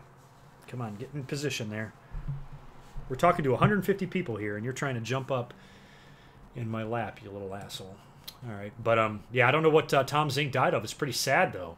He was only 59, and for a guy when he was younger to be in such great shape, you know, how do you die that young? So I'm suspicious that it might not be very good news when we finally find out the cause of death. Me and Natty have that cat thing in common. I've told the story many times. I'm not necessarily a cat guy over a dog guy. I just I live in a 3rd-story condo in San Diego. Like, I don't have the lifestyle right now to take care of a dog. And I want pets, so cats are an easy compromise. They shit in a box right here in the house. I don't have to walk them, let them out to pee. Nothing. No, Bub is just his nickname. His real name is Louie, but I never call him that. So we named him Bub. Or I named him Bub. That was his nickname. My grandpa used to call me Bub when I was a kid, so I kind of morphed that into the nickname for my cat. Right? Yeah, it's not... I think in every live stream that I've done so far, the cats have made an appearance and GoodMicWork has made an appearance. This is like my 9th live stream, I think. And last night's was super successful. If I go over to the channel here, it's got good amount of views on it. 16,000, over 16,000, so pretty good for one day. Not bad. Pretty good numbers for a channel for my size. But I don't know what we're going to do tonight, what kind of audience we're going to have. But over 100 of you have been hanging out with me all night. I think I'll officially wrap things up for tonight, though, here after this beer. How long have we been going? We're going to go 3 hours. I literally meant to come up here for 1 hour. Like, swear to God. Last night I only went... How long did I go? I got my channel pulled up. 2.5 hours. So we've already exceeded last night's video. So, yeah. These live streams, they can be fun, man. Why not do them? Attitude Era Classics 316. I talked a little bit about the net neutrality a couple hours ago. I've been up here for a long time. So near the beginning of this video somewhere. And if anybody here, here's a thing too. All you people watching right now and chatting in the chat room. If any of you would like to take the time, you don't have to, But if you would like to take the time to go through this video and put the timestamps in the comments, I will pin your comment to the top of the page, and everybody could use that to navigate through this commentary. So I might even mention that in my next podcast, my regular episode, that if anybody wants to do the timestamps in these live streams, they're welcome to. And if you do, I'll make sure your comment is at the top of the page for everybody to see. It would be a big help too, because I don't have time to comb through this and put time codes in the description. But if anybody wants to do it, you're welcome to. Have I ever been to Sheetz? That's a gas station, right? Sheetz started coming around after I left, or after I was about to leave North Carolina. In Wilmington, where I lived, we didn't have Sheetz. But if you went a little bit inland, you would see Sheetz everywhere. So I'm not really familiar with Sheetz.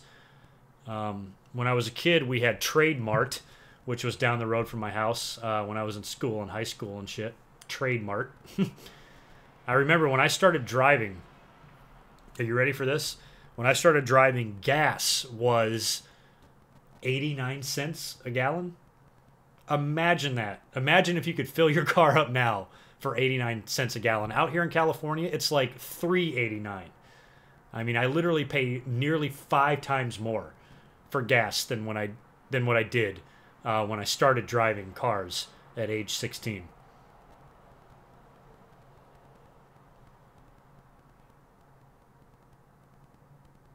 Huh. Thomas, that's an interesting perspective. You're from Germany. Started watching wrestling in 1993 at the age of 19, WrestleMania 9. Can I imagine how hard it was to find any information about wrestling in a country that refers to it as a circus attraction? Yeah. I imagine it's hard over there.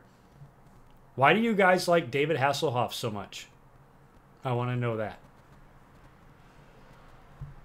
Like, I really want to know. I'm kidding.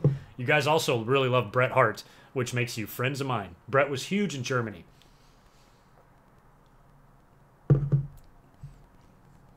You had a cat once and it got worms? Take it to the fucking vet, man. Yes, Noah, I am.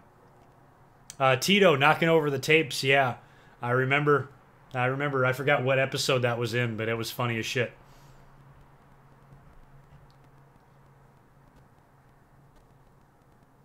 Whoa.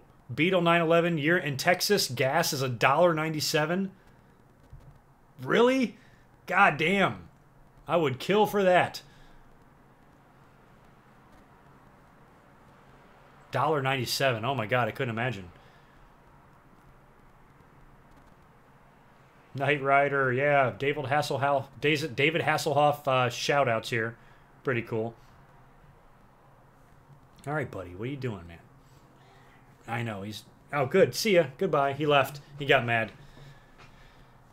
I wasn't paying attention to him. He goes, you're talking to 100 people on the internet instead of petting me, you dickhead. Well, we're just cruising now. We're going on fumes. We're just talking about nothing here on the stream. But I was going to finish this beer and maybe go at least the full 3 hours, so we got like 8 more minutes left. Let's chat.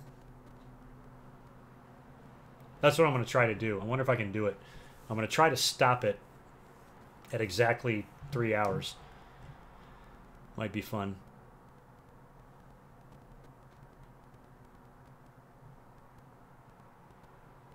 Man, I've answered that question, Jordan, in every single live stream I've done. I don't know who's going to headline this year. To me, it's 2 guys. Taker or Goldberg. There's nobody else.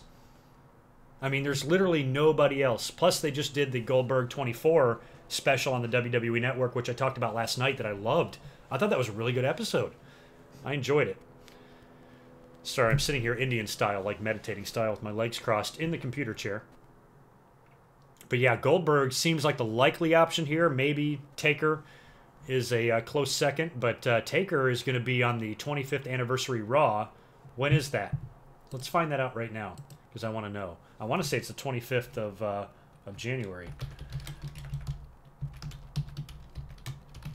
Typing it in, see if it shows up. Oh, January 22nd. So it's a week before the Royal Rumble. Yeah, it's the go-home show. Fuck, isn't it? Because the Rumble is on the 28th. So yeah, that's going to be the go-home fucking Rumble show. Taker's going to be on that show. They're going to do the simulcast from the Manhattan Center, which is awesome. I hope they have matches there. That should be a fun night.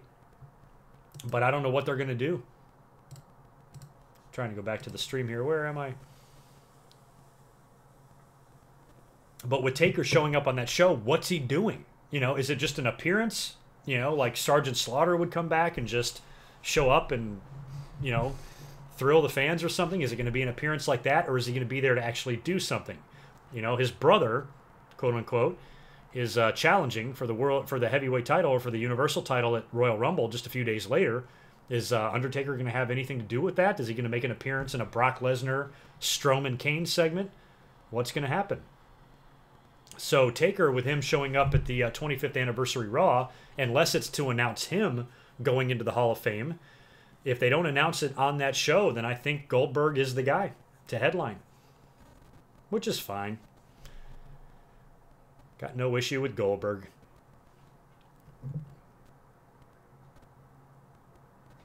No, I don't think the World Heavyweight title will ever come back, the WCW title. I thought that would come back when they announced the brand split this a couple of years ago. And Raw and SmackDown splitting up again. I thought that's what they were going to bring back, but they created the Universal title instead. So whatever. Lemmy should be inducted. He probably will. Some of you last night mentioned Kid Rock. As much as I don't like Kid Rock, he belongs in the celebrity wing. He's done a lot with WWE. Produced a lot of songs for them. So Lemmy, Kid Rock, guys like that definitely should go in. Bam Bam Bigelow is another guy. Christian is another guy.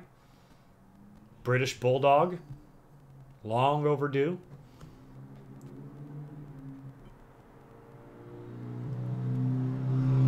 Yeah, exactly. Why would they bring back Taker for nothing? I don't know the point. I don't see the point in bringing him back on the 25th anniversary Raw for simply an appearance. You know, if he's coming back, I'm worried that he's going to do something, and I'd really rather not. Sorry, as I check my phone here, I'd really rather not deal with him. Have to deal with him having a match. I just really think that, yeah, well, Jim Johnson, obviously, but that's not going to happen.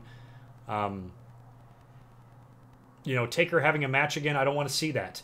Once you take off the hat and the jacket and the gloves and you leave it in the ring and everybody treats it like it's your last match, you close out WrestleMania, you can't come back from that. You know, you can't do it again.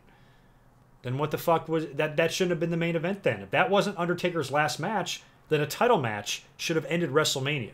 Not Undertaker and Roman Reigns. So that was his retirement as far as I'm concerned. I want him to be done. I don't want him to wrestle again.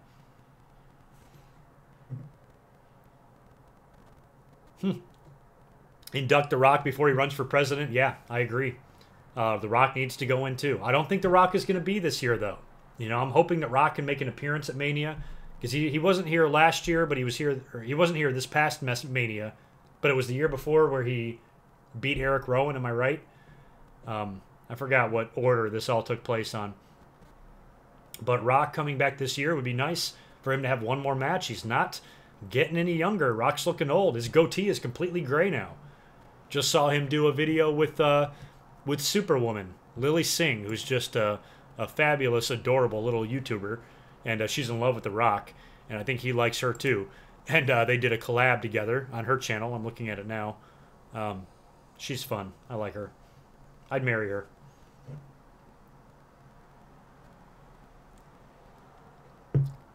I recently ate weed chocolate and was knocked out for a day. How do you control your portions?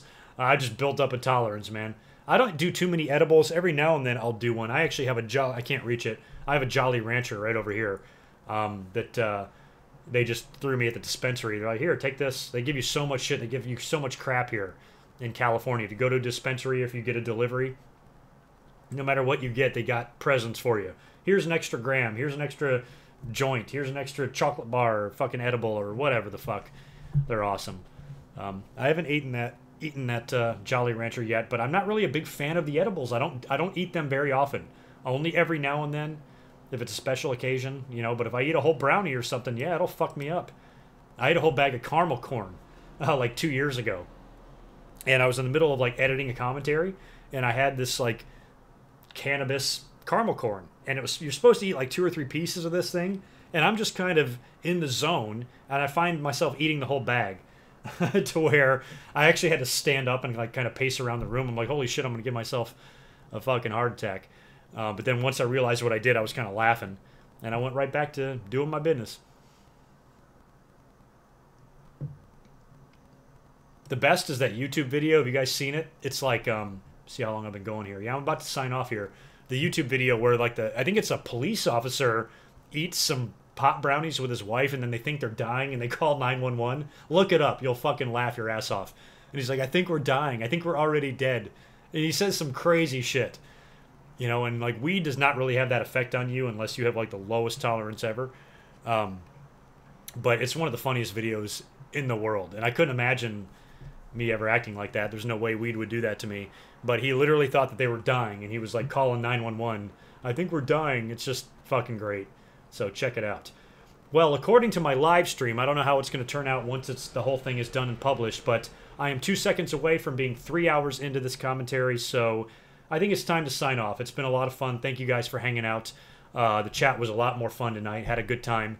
And I will catch you guys probably this coming week. I will try to be up here for a live review after SmackDown on Tuesday. Won't be up on Christmas night after Raw. I'll be with my family, but maybe the next night I'll be up here. If for any reason I'm not, you'll have my normal podcast episode this week or next week. And then as far as this week goes, check the channel back Thursday, early Friday, and I'll have episode 474 up for you. That will pretty much be your holiday episode. So you guys take care. I'll catch you one more time before the holidays, and I'll talk to you then. Thanks a lot for hanging out. Take care. Peace.